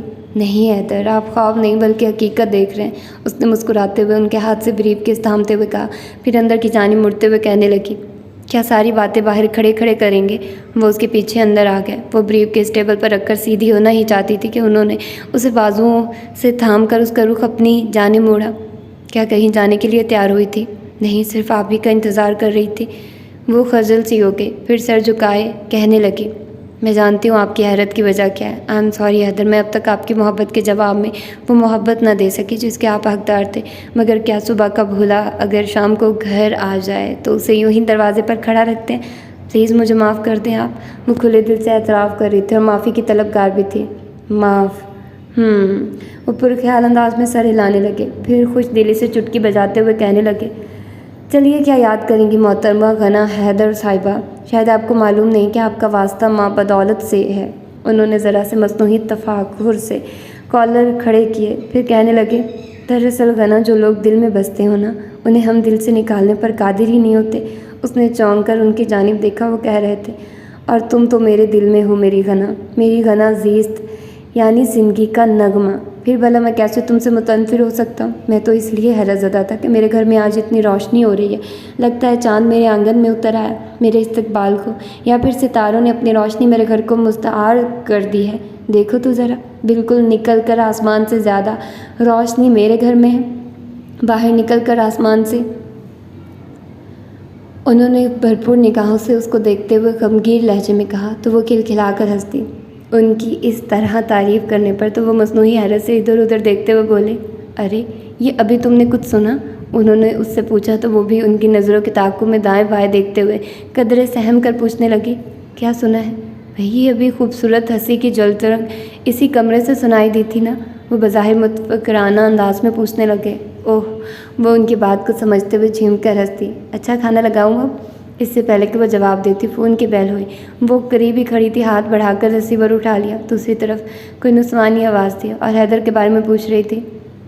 आप कौन? उसने बिला इरादा ही पूछ लिया। दूसरी जानिब से बताया क्या? नीलोफर, उनकी ऑफिस सेक्रेटरी। न जाने उसके दिल को क्यों धड़का सा लगा, सख्त बुरा लगा उस वक्त नीलोफर का फ़ोन करना। लेकिन बहरहाल रिसीवर उसने हैदर की जानिब बढ़ा दिया, जो उसी तरफ देख रहे थे। उसके हाथ से रिसीवर लेकर वो दूसरी तरफ से कुछ सुनने लगे। चंद कदमों के फासले पर खड़ी वो बज़ाहिर दूसरी तरफ मुँह करके खड़ी उन्हें सुनने लगी। जी नीलोफर, एनी प्रॉब्लम? फिर ज़रा तवक्कुफ़ से दूसरी तरफ की बात सुनने के बाद कहने लगे। ठीक है नीलोफर, आप ऐसा करें कि कल की तमाम मीटिंग्स कैंसिल कर दें। हाँ, और मैं सदीकी साहब को कह दूँगा, वो बाकी काम देख लेंगे। मैं 2 दिन छुट्टी पर हूँ। दूसरी तरफ कुछ कहा गया तो फिर हैदर कहने लगे। हाँ हाँ खैरियत है भाई, कल हमारी वेडिंग एनिवर्सरी है, शाम को हम सेलिब्रेट कर रहे हैं। आप भी आइएगा मिस नीलोफर, और सदीकी साहब को भी मेरी तरफ से इनवाइट कर लें। वो खालसतन ऑफिशियली अंदाज में उसे हदायत दे रहे थे तो एक मुतमईन और आसूदा मुस्कुराहट के साथ उसने इत्मीनान की सांस खारिज की। वो हैदर की मोहब्बतों की बिला शिरकत गैर मालिक थे। हाँ तो जनाब। रिसीवर रखकर हैदर उसकी जानिब बढ़े तो वो उनको वालहाना अंदाज में अपनी जानिब बढ़ता देखकर जल्दी से बोली। हाँ, पहले खाना, मुझे बहुत भूख लगी और आज मैंने आपकी पसंदीदा डिशेस बनाई हैं। ओके बॉस, लंबी सांस खींचते हुए उन्होंने बेबसी का इजहार किया। As you wish my love, हम तो हुक्म के बंदे हैं। कदरे झुककर उन्होंने आजिज़ी का इजहार किया तो उनके अंदाज़ पर एक दफ़ा फिर उसकी हंसी फ़िज़ा में जलतरंग बिखेरने लगी तो वह हल्के सुरों में गुनगुनाने लगे। यूं ही हंसती रहो मेरी ज़िंदगी। तो ये था आज का नावल और होपफुली कि आप लोगों को पसंद आया होगा और आप लोगों ने एंजॉय किया होगा। यकीनन थोड़ा सा बोरिंग नावल था और कुछ आप लोग बोर भी हुए होंगे, मैं इस चीज़ से इत्फाक करती हूँ क्योंकि मैं भी नावल्स पढ़ती हूँ तो मुझे पता चल जाता है। अब मैंने आप लोगों को सुनाया तो मैं बिला वजह ये नहीं कह सकती कि नावल बहुत आउटस्टैंडिंग था, लेकिन अगर देखा जाए तो ये रियलिटी है। मोहब्बत वगैरह इस तरह के सीन हो जाते हैं अक्सर और एक सेकंड पर्सन के लिए सरवाइव करना बहुत ज़्यादा मुश्किल हो जाता है। तो उसी फीलिंग्स को बताया गया और आई थिंक सो कुछ चीज़ें रियलिटी फिक्शन ही सब कुछ अच्छा नहीं लगता, लेकिन उसने देखो अब किया है, उसको फिर किस्मत की तरफ से एक अच्छा शौहर मिला जो सिर्फ उसको प्यार करता था और उसने उसका इंतज़ार किया कि वो कब कम बैक करती है या ये जो भी। अभी उसको नहीं पता कि उसके साथ क्या सीन है, उसका क्या वजह है, लेकिन फिर भी उसने कभी उसके साथ गिला नहीं किया। तो क्यूट है, थोड़ा सा क्यूट था तो मुझे अच्छा लगा। ज़्यादा अच्छा नहीं कह सकती क्योंकि आप लोग बोर हुए हैं, थोड़ी बहुत मैं भी हुई थी कि यार वही सीन के पास्ट जब आपको नतीजा पता है कि वो नहीं मिली तो पास्ट पढ़ना थोड़ा सा अजीब था, लेकिन मैं स्टार्ट कर चुकी थी तो मैं स्किप भी नहीं कर सकती थी। और मेरे पास मैंने नावल जो कि कलेक्शन में रखे हुए हैं तो मैं पता है क्या करती थी, मैं ये देखती थी कहानी की थीम क्या है। अगर कहानी इस तरह है, rude hero base, boss hero base या इस तरह की कुछ हैं, आफ्टर मैरिज इस तरह की, तो मैं पढ़ती थी। लेकिन अब मैंने क्या किया कि मैंने तरतीब वाइज मतलब अपने पास सारे नावल्स रखे हुए हैं, तो मुझे होता है कि अगर एक दिन भी मैंने स्किप कर दिया उस नावल को तो फिर मैं उसको दोबारा पढ़ नहीं पाऊँगी। तो अभी ये लाइन वाइज जितने भी पहले नावल थे ये सारे तरतीब वाइज थे, तो मैंने उनको वैसे ही सुनाया आप लोगों को जैसे जैसे वो आ रहे थे। अब आप लोगों की किस्मत, आगे वाला नावल अच्छा हुआ तो ठीक, अदरवाइज़ जैसा भी हुआ वो आप लोगों को सुनना पड़ेगा, ठीक है। तो इस तरह से फिर मैं स्किप नहीं कर रही क्योंकि मुझे पता मैं फिर पढ़ ही देती हूँ। मुझे होता है कि अगर मैंने स्किप कर दिया तो मतलब एक तरह से मेरा फ़्लो ख़राब हो जाएगा और मैं एक दफ़ा कोई चीज़ कर लो तो फिर उस पर आप लोगों को फिर मैं ऐसे बहुत सारे नावल स्किप कर दूँगी कि यार मेरा दिल नहीं कर रहा, मैं नहीं पढ़ सकती, ऐसे नहीं होता। और मुझे एक कमेंट आया था कि मैं बहुत तेज़ पढ़ रही हूँ और मैं बिल्कुल वो उस तरह से नहीं पढ़ रही जैसे कि आराम आराम से पढ़ते हैं। आई एग्री, मैं उनसे मतलब मुझे इत्फाक है कि वो बिल्कुल ठीक कह रही है। मैं आजकल बहुत ज़्यादा फास्ट पढ़ रही हूँ क्योंकि मैंने बहुत ज़्यादा रिकॉर्डिंग करनी होती है, मेरे पास टाइम नहीं होता। तो मेरी कोशिश ये होती है कि एटलीस्ट मैं अपना टारगेट पूरा कर लूँ। और फिर मैंने ज़्यादातर यही सुना है कि बहुत सारे जो मेरे व्यूवर्स हैं वो 2x पर सुनते हैं, तो मैंने कहा मैं अपनी ही खुद की स्पीड तेज़ कर लेती हूँ, वो थोड़े तरद्दुद से बच जाएंगे, उनको 2x पर नहीं सुनना पड़ेगा यार। تو پھر اسی لیے پھر میں نے کہا چل میں ہی فاسٹ پڑھ دوں گی. کسی کو کیا پتہ چل، جب آپ 2x پر سنتے ہو آپ کو یہ نہیں پتہ چلتا ڈائلاگ کس سینس میں پڑھا جا رہا ہے. یہ اب آپ لوگ دیکھیں، میں نے ناول حالم پڑھا ہے، میں نے ناول نمل پڑھا ہے سوری سم ٹائم میں توتلی ہو جاتی ہوں. زیادہ جب آپ ریڈنگ کرو نا تو ایسے الفاظ تھوڑے توتلے میرے منہ سے نکلتے ہیں، مجھے پتہ چل جاتا ہے.